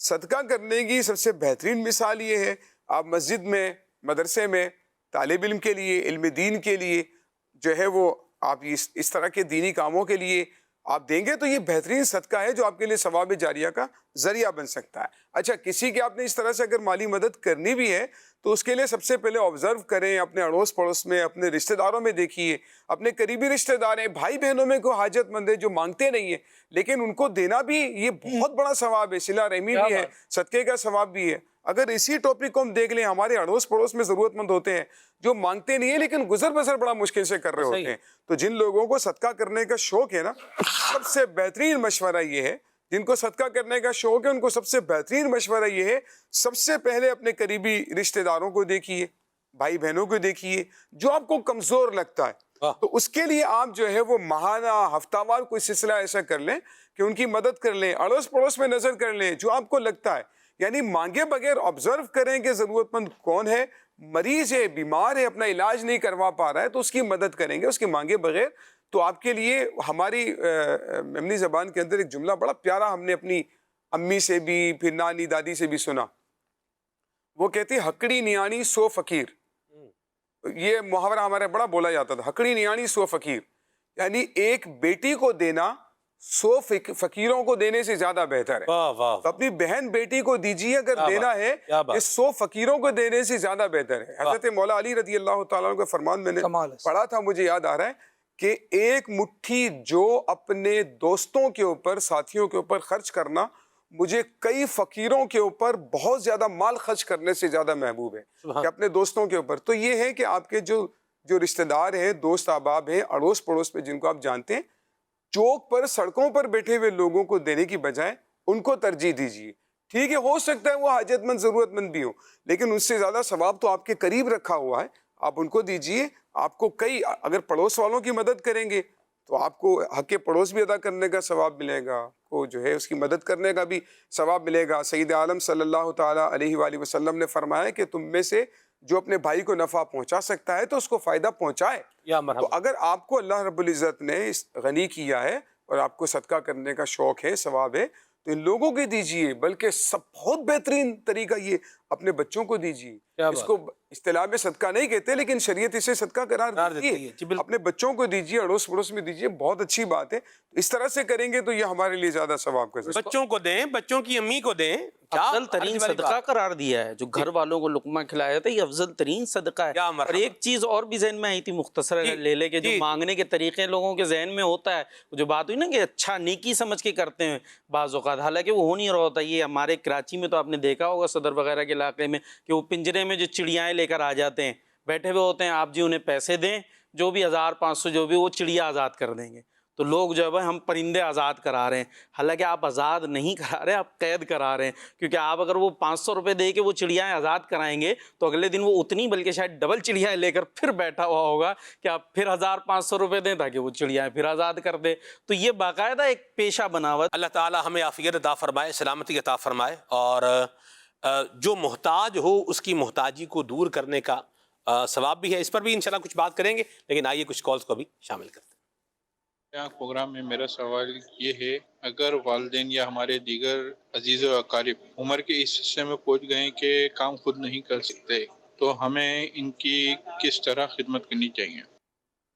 جی استاد صاحب. یہ تو قرآن کریم کا بڑا واضح فرمان بھی ہے، اور اللہ پاک نے اپنی عبادت کے ساتھ والدین سے بھلائی کرنے کا حکم ارشاد فرمایا، وَبِالْوَالِدَيْنِ إِحْسَانًا، اور والدین کے ساتھ بھلائی کرو. اور یہاں تک اللہ پاک نے بہت زبردست ایک جو ہے نا توجہ دلائی ہے کہ اگر تمہارے والدین میں سے دونوں یا کوئی ایک بڑھاپے کو پہنچ جائے، اللہ تعالیٰ ارشاد فرما رہا ہے فَلَا تَقُلْ لَهُمَا أُفٍّ وَلَا تَنْهَرْهُمَا. بڑھاپے کو پہنچ جائیں گے تو وہ جھڑکیں گے بھی، اگرچہ کہ وہ بیماری کی حالت میں ہو، پریشان ہو، اپنی ضروریات پوری نہ کر سکتے ہوں، لیکن اس کے باوجود وہ جھڑکیں گے بھی، ڈانٹیں گے بھی. آپ ان کا خیال رکھ رہے ہوں گے تو آپ یہ نہیں کہہ سکتے کہ اتنا دھیان رکھ رہا ہوں پھر بھی مجھے کو ڈانٹ رہے ہو. آپ کی دوائی لا کر دے رہا ہوں، آپ کو کھانا لا کر دے رہا ہوں، آپ کا دھیان رکھ رہا ہوں ہر چیز کا، پھر بھی مجھے کو ڈانٹتے ہیں آپ. یہ بولنے کی اجازت نہیں. آپ فَلَا تَقُلْ لَهُمَا أُفٍّ وَلَا تَنْهَرْهُمَا، جھڑکنا نہیں ہے، اف نہیں کہنا. اور یہ بات پیش نظر رکھنا ہے کہ ان کی جگہ پر کل میں بھی ہو سکتا ہوں، میری جگہ پر میری اولاد بھی ہو سکتی ہے. اسی لیے یہ پیش نظر رکھنا ضروری ہے. والدین کے ساتھ جو ہے اپنی جتنی زیادہ ہو سکتا ہے کوشش کرے، ان کے ساتھ بھلائی کرے، اور ان کو اس بات کا احساس نہ ہونے دے کہ میں اپنی اولاد کا محتاج ہو گیا ہوں. اس بات کا احساس بھی نہیں ہونے دینا. یعنی ایک تو خدمت تو کرنی ہے، لیکن خدمت جو ہے نا وہ اس کو جتلانے کی اجازت نہیں ہے کہ آپ احسان جتلائیں کہ بھائی میں تو آپ کے ساتھ یہ کر رہا ہوں، میں تو آپ کے ساتھ یوں کر رہا ہوں. احسان جتلانے کی اجازت نہیں ہے. نبی کریم صلی اللہ علیہ وآلہ وسلم کے پاس ایک شخص حاضر ہو کر اپنی والدہ کے جب احسانات، اپنی والدہ کے ساتھ اپنی بھلائیوں کا ذکر کرتا ہے تو سید عالم صلی اللہ تعالیٰ علیہ وآلہ وسلم نے اس کو فرمایا کہ تیری پیدائش کے وقت جو تیری والدہ کو تکلیفیں ہوئی تھی، جو جھٹکے لگے تھے، شاید ایک کسی جھٹکے کا حق ادا ہوا. وہ تو پوری زندگی بھی انسان اگر ان کے قدموں میں پڑا رہے ان کے احسانات کو جو ہے احسانات چکا نہیں سکتا ہے. تو لہٰذا جی جان کے ساتھ ان کی خدمت کرنی چاہیے. محتاجی کا احساس ان کے دل میں پیدا نہیں ہونے دینا، بلکہ وہ وقت یاد کرنا ہے جب وہ خود والدین کا محتاج تھا، چلنے کے لیے، کھانے پینے کے لیے، بولنے کے لیے، ہر چیز کے لیے، سانس لینے کے لیے بھی وہ والدین کا محتاج تھا. تو اس کا احسان انہوں نے تمہارے پر نہیں جتلایا. آج تمہیں بھی اجازت نہیں ہے کہ تم ان کے اوپر اپنا احسان جتلاؤ. درست. رب العالمین کا اسلوب کتنا پیارا ہے جو دعا تعلیم فرمائی والدین کے لیے، رب ارحمہما کما ربیانی صغیرا. بچہ بچپن کے عالم میں چھوٹا سا ہوتا ہے، کس قدر محتاج ہوتا ہے وہ کہ وہ یوں سمجھے کہ روئے نہیں تو شاید دودھ بھی نہ پی سکے. انسان کا بچہ تو ہر مخلوق سے زیادہ محتاج ہوتا ہے نا. یعنی کہ بکری کا بچہ پیدا ہو، اس کے منہ میں دانت بھی ہوتے ہیں، وہ بھاگنا شروع کر دیتا ہے. مچھلی کا بچہ پیدا ہوتا ہے، وہ فوراً تیرنا شروع کر دیتا ہے. لیکن انسان کا بچہ ہے جس کے منہ میں دانت بھی نہیں ہے، آنکھیں بھی بند ہیں اور زمین پر لیٹا ہوا ہے. اور رب العالمین ارشاد فرما رہا ہے الم نجعل لہ عینین ولسانا وشفتین وہدیناہ النجدین. رب العالمین جل وعلا اس کو گویا بیان کیا جا رہا ہے کہ تیرا رزق کہاں ہے، تجھے کیسے ملے گا، تیری آنکھیں، یہ سب ہم نے تجھے عطا فرمائے ہیں. اور پھر رب العالمین جل وعلا کے اس فرمان کے بعد جس میں اس نے اپنی اتنی عنایات کا تذکرہ فرمایا ہے، اس حکم کو بھی بندہ مد نظر رکھے اور اس طرح سے اپنے والدین کے لیے دعائیں کرے کہ رب رحمہما کما ربیانی صغیرہ، میرے رب ان دونوں پر رحم فرما، جیسے ان دونوں نے بچپن میں مجھے پالا ہے۔ تو وہ بندہ اپنی محتاجی یاد کرتا ہے کہ مطلب آج کل کے بچے تو یوں کہیں شاید کہ میرا تو ڈائپر گیلا ہوتا تھا تو میں تبدیل نہیں کر پاتا تھا، تو وہ میرے والدین میرے کس طرح سے خیال رکھا کرتے تھے اور کس طرح سے میری چھوٹی چھوٹی باتوں کو میرے والدین پورا کرتے تھے، بغیر اف کیے، بغیر جھڑکے، بغیر ماتھے پر چکن لائے۔ اور آج میرا کیا حال ہے، میں اپنے والدین کے ساتھ کس طرح اٹیچ ہوں، بلکہ بہت سے والدین سے یہ شکایت سننے کو ملی ہے۔ والدین کہتے ہیں کہ ہمارے بچے ہمارے ساتھ اٹیچ نہیں ہیں۔ یہ کتنی عجیب سی بات ہے کہ والدین کے ساتھ ان کا بچہ اٹیچ ہی نہیں ہو سکا، اور والدین کو اس بڑھاپے کی عمر میں جا کر تنہائی کا احساس ہو رہا ہے۔ ایسا نہیں ہونا چاہیے، بلکہ بچوں کو تو تسبیح کرنی چاہیے۔ یہ والدین دل کا چین، نہ صرف تسبیح کریں بلکہ ان کے اعمال سے یہ اظہار ہو کہ واقعی ہم نے اگر والدین کی خدمت کی ہے نا، تو اس کے بعد جو ہمیں چین ملا ہے، اس کے بعد جو سکون ملا ہے، ویسا سکون خدمت والدین کے بغیر نہیں مل پاتا۔ بندہ کبھی نیکی کرتا ہے تو اس کے اثر کو محسوس کرتا ہے، کبھی کھلی فضا میں سانس لیتا ہے تو پھر وہ سانس اپنی روح میں اتار رہا ہوتا ہے اور اس طرح ایک احساس لے رہا ہوتا ہے۔ کبھی والدین کی خدمت کر کے اس بات کو فیل کریں کہ آپ نے کیسی خدمت کی ہے اور اللہ تبارک و تعالیٰ کو کیسا راضی کرنے کی کوشش کی۔ خلیل بھائی، ویسے اس میں ایک بنیادی اگر چیز آج کل کے حساب سے دیکھیں تو والدین کے پاس جب بیٹھیں تو اپنے ہاتھ میں جیب میں موبائل نہ رکھیں۔ واہ، آپ والدین سے گفتگو کر رہے ہیں، موبائل پر آپ کی نظر ہے، میسیجز پڑھتے جا رہے ہیں، تو والدین کے ساتھ انٹریکشن نہیں ہے اور ان کو لگے گا کہ یار میرے سے زیادہ اہمیت اس کی ہے، کال آ رہی ہے تو سن رہے ہیں، تو اس کو یا تو دوسرے کمرے میں موبائل کو رکھ کر آ جائیں، ٹھیک ہے؟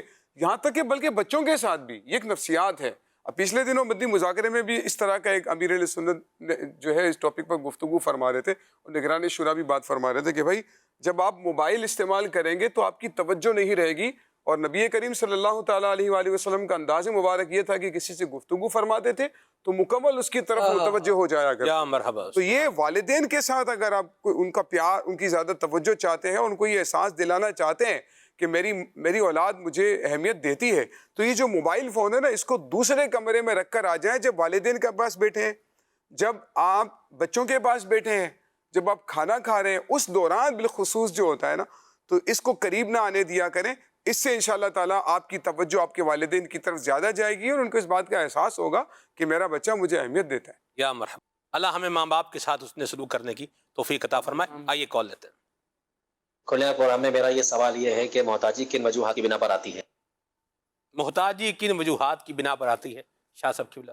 محتاجی کن وجوہات کی بنا پر آتی ہے؟ اللہ پاک کی طرف سے آزمائش بھی ہو سکتی ہے۔ صحیح۔ یہ آزمائش بھی اس کی اللہ پاک کی طرف سے ہو سکتی ہے کہ دنیا کے اندر یہ آزمائشیں رکھی گئی ہیں، جو اس پہ صبر کرتا ہے اللہ پاک اس پر اجر عطا فرماتا ہے۔ تو اگر محتاج ہیں تو اس کو اپنے لیے ذلت نہیں سمجھنا چاہیے کہ اگر یعنی ضروریات ہیں وہ پوری نہیں ہوتی، مشکلات ہیں۔ ایک بڑی زبردست مجھے روایت ذہن میں آئی، اور سم ٹائمز ایسا ہوتا بھی ہے کہ اگر جیسے 2-4 بھائی ہیں یا 6 جتنے بھی آپ کہہ لیجئے، تو اس میں اگر کوئی ایک جو ہے وہ مالی طور پر ذرا اسٹرانگ نہیں ہے، کمزور ہے، تو بھائی یا دیگر دوست احباب وغیرہ رشتہ دار اس کو بڑے عجیب انداز سے ٹریٹ کرتے ہیں۔ اس کی اگر مدد بھی کرتے تو باتوں باتوں میں کچھ ایسے الفاظ کہہ رہے ہوتے ہیں کہ تم کچھ پیچھے رہ گئے، تمہیں دنیا میں آگے ہی نہیں بڑھ سکے، اس کو احساس دلاتے ہیں اس کے جو ہے وہ کمزور ہونے کا مالی اعتبار سے۔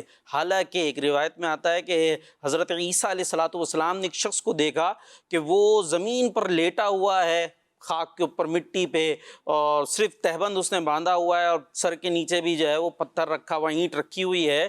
تو حضرت عیسیٰ علیہ السلام نے اللہ پاک کی بارگاہ میں عرض کی کہ یا اللہ تیرا یہ بندہ تو ضائع ہو گیا، اس کے پاس کچھ بھی نہیں ہے، اتنا مطلب یہ محتاج ہے۔ تو اللہ پاک نے ارشاد فرمایا، حضرت عیسیٰ علیہ السلام کی طرف وہی فرمائی کہ اے عیسیٰ کیا تم نہیں جانتے کہ میں جس بندے کی طرف خاص نظر رحمت فرماتا ہوں اس سے دنیا سمیٹ لیتا ہوں۔ تو اگر کوئی غریب ہے، کوئی محتاج ہے، کوئی اتنا اسٹرانگ نہیں ہے مالی اعتبار سے، تو اس کو آپ کوئی ذلیل نہ سمجھیں، اسے کوئی کمتر نہ سمجھیں. یہ اس کی آزمائش ہو سکتی ہے اللہ پاک کی طرف سے کہ اللہ کسی کو دے کر آزماتا ہے، کسی سے لے کر آزماتا ہے. واہ واہ واہ، آپ کو اللہ نے اگر مال دیا ہے تو یہ بھی آپ کے لیے آزمائش ہے کہ اس مال کے بعد بھی آپ اللہ کی اطاعت و فرما برداری کرتے ہیں یا پھر عیاشیوں میں گم ہو کر گناہوں میں پڑ جاتے ہیں. اور وہ اس سے مال لے کر آزمایا ہوگا. آپ اس کو جو ہے وہ اس کی طرف جو ہے وہ ایسے نہ دیکھیں گے یہ حقیر ہے. بعض لوگ تو ایسے بھی دیکھیں کہ مطلب غریب سے بات کرنے کا انداز الگ ہوتا. رشتہ دار دو ہیں، اگر غریب ہے، کمزور ہے، اس کی پوزیشن اچھی نہیں، اس سے عجیب انداز سے بات کریں گے. اور انہی کے سامنے کوئی جو ہے وہ پیسے والا آفیسر عہدے دار کوئی آ جائے، انداز بالکل چینج ہو جائے گا. حالانکہ یہ زیب مسلمان کو نہیں دیتا. تو کسی کے اوپر آزمائش بھی ہو سکتی ہے، اور بعض اوقات آدمی کے اپنے اعمال اس ٹائپ کے ہوتے ہیں کہ اس کا نتیجہ یہ نکلنا ہے. پھر نتیجہ یہی نکلنا ہے. انسان کو اللہ نے یہ عالم اسباب بنایا. ہم اس پر گفتگو کر چکے ہیں کہ آپ کو 2 ہاتھ دیے، ہاتھ پاؤں دیے، آنکھیں دیے. جس کے پاس یہ موجود ہے نا کہ ہاتھ پاؤں سلامت ہیں، آنکھیں ہیں کام کرتی ہیں، سانس لیتا ہے، صحت دی ہوئی اللہ پاک نے، اس پر اس کے اللہ پاک کی بڑی اس پر رحمت ہے. اور اس کو اس نے اسباب دیے ہوئے ہیں کہ وہ محنت کرے اور دنیا میں نام کمائے، اور جو مال کمانا ہے، جو کچھ کرنا ہے وہ کر سکتا ہے. اگر وہ یہ یوز ہی نہیں کر رہا تو اس کے بعد، اور بہت دفعہ یہ ہوتا ہے، لوگ جو ہے وہ پیسے والے کو، امیر کو آپ نے بھی دیکھا ہوگا، عجیب عجیب سی باتیں کر رہے ہوتے ہیں. کسی گاڑی والے کو، بنگلے والے کو دیکھا تو جملہ یہی ہوتا ہے حرام کا ہے. معاذ اللہ. حالانکہ آپ کے پاس کیا ثبوت ہے کہ یار حرام کا ہے؟ حالانکہ آپ دیکھیں گے کہ جو پیسے والا ہوگا، مالی طور پر اسٹرانگ ہوگا، اکثر بہت دفعہ وہ بڑا محنتی ہوگا، اس نے اسٹرگل کی ہوگی، اس نے کوشش کی ہوگی. اور جو آپ کو کمزور اور اس طرح کا نظر آ رہا ہوگا، بہت دفعہ، ہمیشہ نہیں، بہت دفعہ یہ ہوگا کہ اس کی حرکتیں آپ کو تھوڑی دیر میں بتا دیں گی کہ حضرت ایسے کیوں. ایک تو بلکہ واقعہ ذہن میں بھی آ گیا ایک صاحب کا، اور انہوں نے خود ہی بیان کیا تھا کہ جناب ان کو کسی نے، ایک جگہ تھے وہ، میں پوری سینیریو نہیں بیان کرتا، کچھ کہ وہ وہاں جاب کرتے تھے. ان کو جو ہے وہ آفیسر کہہ لیجیے، بڑے نے جو ہے وہ اپنی شادی کا کارڈ دیا، اور وہ انہوں نے جی وہ کارڈ لے کے کہا اس کو فلاں جگہ پھینکنا اس طرح سے کہ اس کو نظر بھی آ جائے. وجہ یہ تھی کہ وہ جو مین ایک کام تھا وہ ان صاحب سے انہوں نے نہیں کروایا تھا، لہٰذا اس کارڈ کو یوں پھینک دیا جائے. تھوڑے دنوں بعد وہ وہاں سے باہر تھے. کچھ لوگوں کی عادت یہ ہوتی ہے کہ وہ ہر وقت جو ہے وہ سنگ ہر جگہ پھنسانے کے چکروں میں ہوتے ہیں، اور غصہ اور ایٹیٹیوڈ دکھا رہے ہوتے ہیں. تو اس کے بعد پھر وہ کہیں جاب پر بھی نہیں رہ پاتے، کوئی کام بھی نہیں ان کا جم پاتا. پھر اس کے بعد جب وہ محتاج ہوتے تو رو رہے ہوتے ہیں، ہائے کچھ ہو نہیں رہا. اللہ اپنے کردار کو بھی دیکھ لیا جائے. درست فرمایا. میں یہاں عرض کروں، جن کا فضول خرچی کا انداز ہوتا ہے وہ بھی بعض اوقات پریشان ہو جاتے ہیں. اور دوسری بات یہ ہے کہ جو کرپٹ پریکٹسز کا، اخلاقی کمزوریوں کا جو ہے وہ شکار ہوتا ہے، اور بد کرداری کی طرف معاذ اللہ اگر بڑھتا جاتا ہے، تو یہ شے بھی کیا کرتی ہے، انسان کے رزق میں سے، عمر میں سے، برکت کو زندگی میں سے کیا کر دیتی ہے، ختم کر دیتی ہے. لہذا اخلاق، کردار کی عمدگی، بہتری، حیا، شرم کے ساتھ بندہ زندگی گزارے، اور فالتو جو ہے نا یہ نہ اڑائے. جہاں پر اللہ تبارک و تعالیٰ نے خرچ کرنے کا حکم دیا ہے وہاں پر خرچ ضرور کرے. اللہ کی راہ میں مال خرچ کرے گا تو اجر و ثواب پائے گا انشاءاللہ. اللہ ہمیں عافیت عطا فرمائے، سلامتی عطا فرمائے. کال لیتے ہیں. مہربانی اگر کلام شاد فرما دیں، سنا دیں. خاک مدینہ ہوتی میں خاک پہ ہوتا. یا مرحبا. جی میں محمد جاوید قائم خانی بات کر رہا ہوں. میری ایک فرمائش تھی، میرا ولیوں کے امام سنا دیں تو آپ کی بڑی مہربانی. مرحبا. جی سہارا چاہیے مجھے زندگی کے لیے، میں تڑپ رہا ہوں مدینے کی حاضری کے لیے، یہ ہاتھ سنا دیں. واہ بھائی مرحبا. جی محمد اقبال، فرمایا سے کیا پیش کرو تم کو، کیا چیز ہماری ہے. مرحبا. جی میرا نام محمد ریاضر ہے، میں پن گیٹ سے بات کر رہا ہوں. میرا سوال ہے کہ سہارا کیا ہے؟ کیا ہم اپنے تسلی کے لیے ہر ایک کا سہارا بن سکتے ہیں، یا سہارا بننے کے لیے بھی شریعت کا سہارا چاہیے؟ کیا فرمائیں؟ بالکل ایسا ہی ہے کہ کسی کا سہارا بننے کے لیے آپ کو شریعت کا سہارا چاہیے ہوگا. صحیح. کس کی مدد کی جائے، کس کے کام آیا جائے، اور کس سے بات کی جائے، ان ساری چیزوں میں شریعت کی جو اجازات ہے اگر وہ ہیں تو ہم کسی کا سہارا بنیں، کسی کے لیے اپنا کندھا پیش کریں. ہر رونے والے کو کندھا پیش کرنا نا کبھی کبھار آپ کو وہ کہتے ہیں نا، ایک تو کمرشل لفظ یوز کیا جاتا ہے ایک اپنے خاص معنی میں کہ یہ کمرشل علاقہ ہے، اور ایک یہ ہوتا ہے کہ بندے کی کمر جو ہے نا وہ شل ہو جاتی ہے. تو کبھی کندھا شل ہو جاتا ہے کہیں کسی ایسی جگہ سہارا دینے کی وجہ سے کہ جس کو سہارا نہیں دینا تھا. لوگ آپ کے کندھے پر بیٹھ کر یا آپ کے کندھے کو استعمال کر کے ایسی جگہ نشانہ لگاتے ہیں کہ جب وہاں سے بدلہ لیا جاتا ہے تو پھر آپ کسی کام کے نہیں رہتے. شریعت کے دائرے دیکھ لیں, شریعت کی باؤنڈریز دیکھ لیں. شریعت نے جہاں تک اجازت دی ہے کسی کی مدد کرنے کی, کسی کا سہارا بننے کی, تو وہاں بالکل سہارا بنا جائے. جہاں شریعت منع کرتی ہے کہ اس کی مدد نہ کی جائے, اس کا سہارا نہ بنا جائے, جیسے آپ یہ دیکھیے واضح آیت کریمہ ہے, قرآن مجید ارشاد فرماتا ہے تعاونوا علی البر والتقوی, نیکی اور بھلائی کے کاموں میں ایک دوسرے کی مدد کرو, ایک دوسرے کے ساتھ تعاون کرو. ولا تعاونوا علی الاثم والعدوان, گناہ اور زیادتی کے کام میں کسی کے ساتھ تعاون نہ کرو, ایک دوسرے کی مدد نہ کرو. تو یہاں دیکھ لیں کہ اگر بندہ برائی کے کام میں آپ کا تعاون مانگ رہا ہے تو پھر اس کا تعاون نہیں کرنا, اس کا سہارا نہیں دینا, اس کا سہارا نہیں بننا. نیکی کے کام میں سہارا مانگ رہا ہے تو بالکل آگے بڑھنا. سہارا اتنا دیں جتنا آپ کر سکتے ہو, یہ بھی ایک کوالٹی ہوتی ہے. سب کو ہاں بول دیں, ہاں ہاں ہاں, پھر دنیا ان کے پیچھے بھاگ رہی ہوتی ہے, پھر وہ فون بند کر رہے ہوتے ہیں. اور بھائی جتنا آپ کر سکتے ہیں یہ بھی کہیں, نہ کہنا بھی سیکھیں. آپ جتنا کر سکتے ہیں اتنے پہ ہاں کریں, جو آپ کے بس سے باہر ہے آپ سب کو ہاں ہاں کیے چلے جا رہے ہیں تو ایسا نہیں ہوتا. پھر جو ہے وہ آپ خود مشکل میں پڑ جائیں گے, کمر شل ہو جائے گی, جو حضرت نے کہا تھا. چلیے جی کلام سنتے ہیں شاہ زیب بھائی سے. صلو علی الحبیب صلی اللہ علیہ محمد صلی اللہ علیہ وسلم. سائے میں تمہارے ہیں قسمت یہ ہماری ہے, قربان دل و جان ہے. کیا شان تمہاری ہے, قربان دل و جان ہے. کیا شان تمہاری ہے, کیا پیش کروں تم کو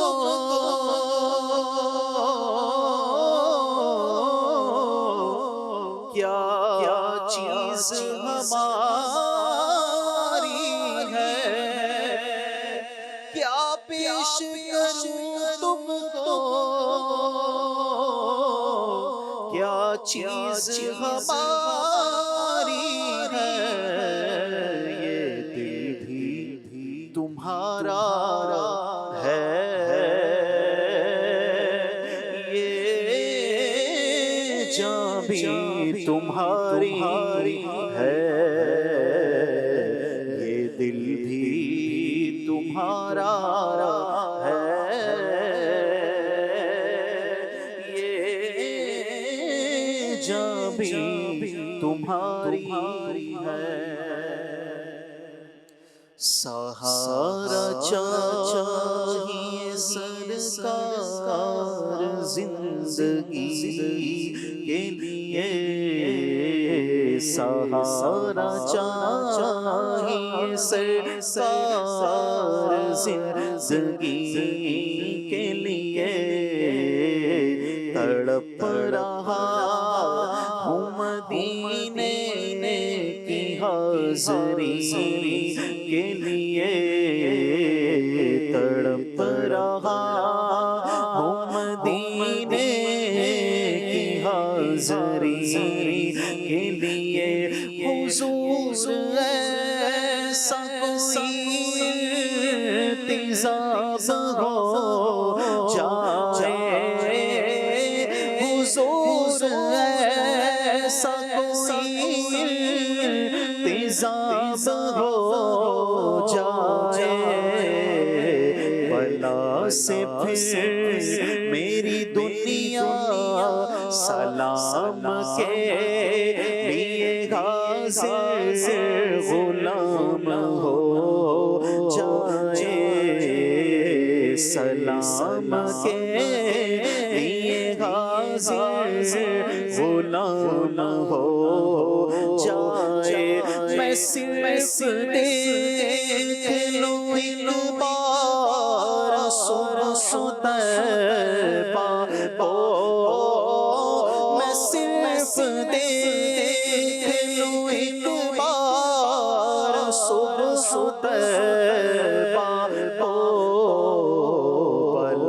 سے پھر میری دنیا میں شام ہو جائے، نصیب والوں میں میرا بھی نام ہو جائے، نصیب والوں میں میرا بھی نام ہو جائے، نصیب والوں میں میرا بھی نام ہو جائے، جو زندگی کی مدینے میں شام ہو جائے، جو زندگی کی مدینے میں شام ہو جائے،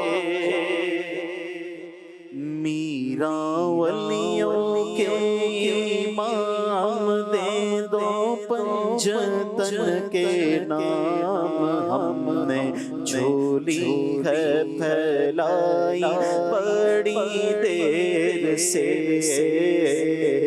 ڈالو نظر کرم سرکار، ڈالو نظر کرم سرکار، ڈالو نظر کرم سرکار، اپنے منگتوں پر ایک بار، ہم نے آس ہے لگائی بڑی دیر سے، میرے میرا ہم نے آس ہے لگائی بڑی دیر سے، جھولی کو میری بھر دو ورنہ کہے گی دنیا، جھولی کو میری بھر دو ورنہ کہے گی دنیا، ایسے سخی کا منگتا پھرتا ہے مارا مارا، سب کا کوئی نہ کوئی دنیا میں آسرا ہے، میرا بجز تمہارے کوئی نہیں سہارا، ڈالو نظر کرم سرکار، ڈالو نظر کرم سرکار، ڈالو نظر کرم سرکار، اپنے منگتوں پر ایک بار، ہم نے آس ہے لگائی بڑی دیر سے۔ اللہ تبارک و تعالی ہمیں عافیت عطا فرمائے، سلامتی عطا فرمائے، اور اللہ کریم ہمیں اپنی بارگاہ میں حاضری کا ذوق اور شوق نصیب فرمائے۔ اس طرح میں زندگی میں کوئی ضرورت پیش آتی ہے تو ہمیں لوگوں کا خیال آتا ہے، کیا ہی خوب ہو کہ ہمیں سب سے پہلے بارگاہ الہی میں حاضر ہونے کا دل کے اندر جو ہے وہ خیال آئے، اور پھر اللہ تبارک و تعالیٰ نے جو اسباب بنائے ہیں ان کو بھی انسان استعمال کرے۔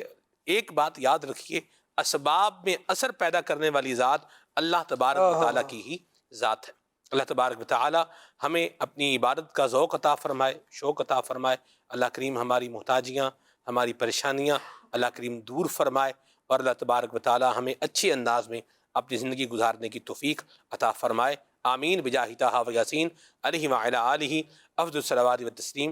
آئیے ساتھ اسلام پڑھتے ہیں۔ سبحانک اللہم وبحمدک اشہد ان لا الہ الا انت استغفرک واتوب الیک۔ مصطفیٰ جان رحمت پہ لاکھوں سلام، شمع بزم ہدایت پہ لاکھوں سلام، جن سبحانی گھڑی ہو ذکر رب کا صبح ایسے ہو شروع اپنی، خدا رہے راضی ہے یہ آرزو اپنی، کھلے آنکھ صلی اللہ کہتے کہتے، کھلے آنکھ صلی اللہ کہتے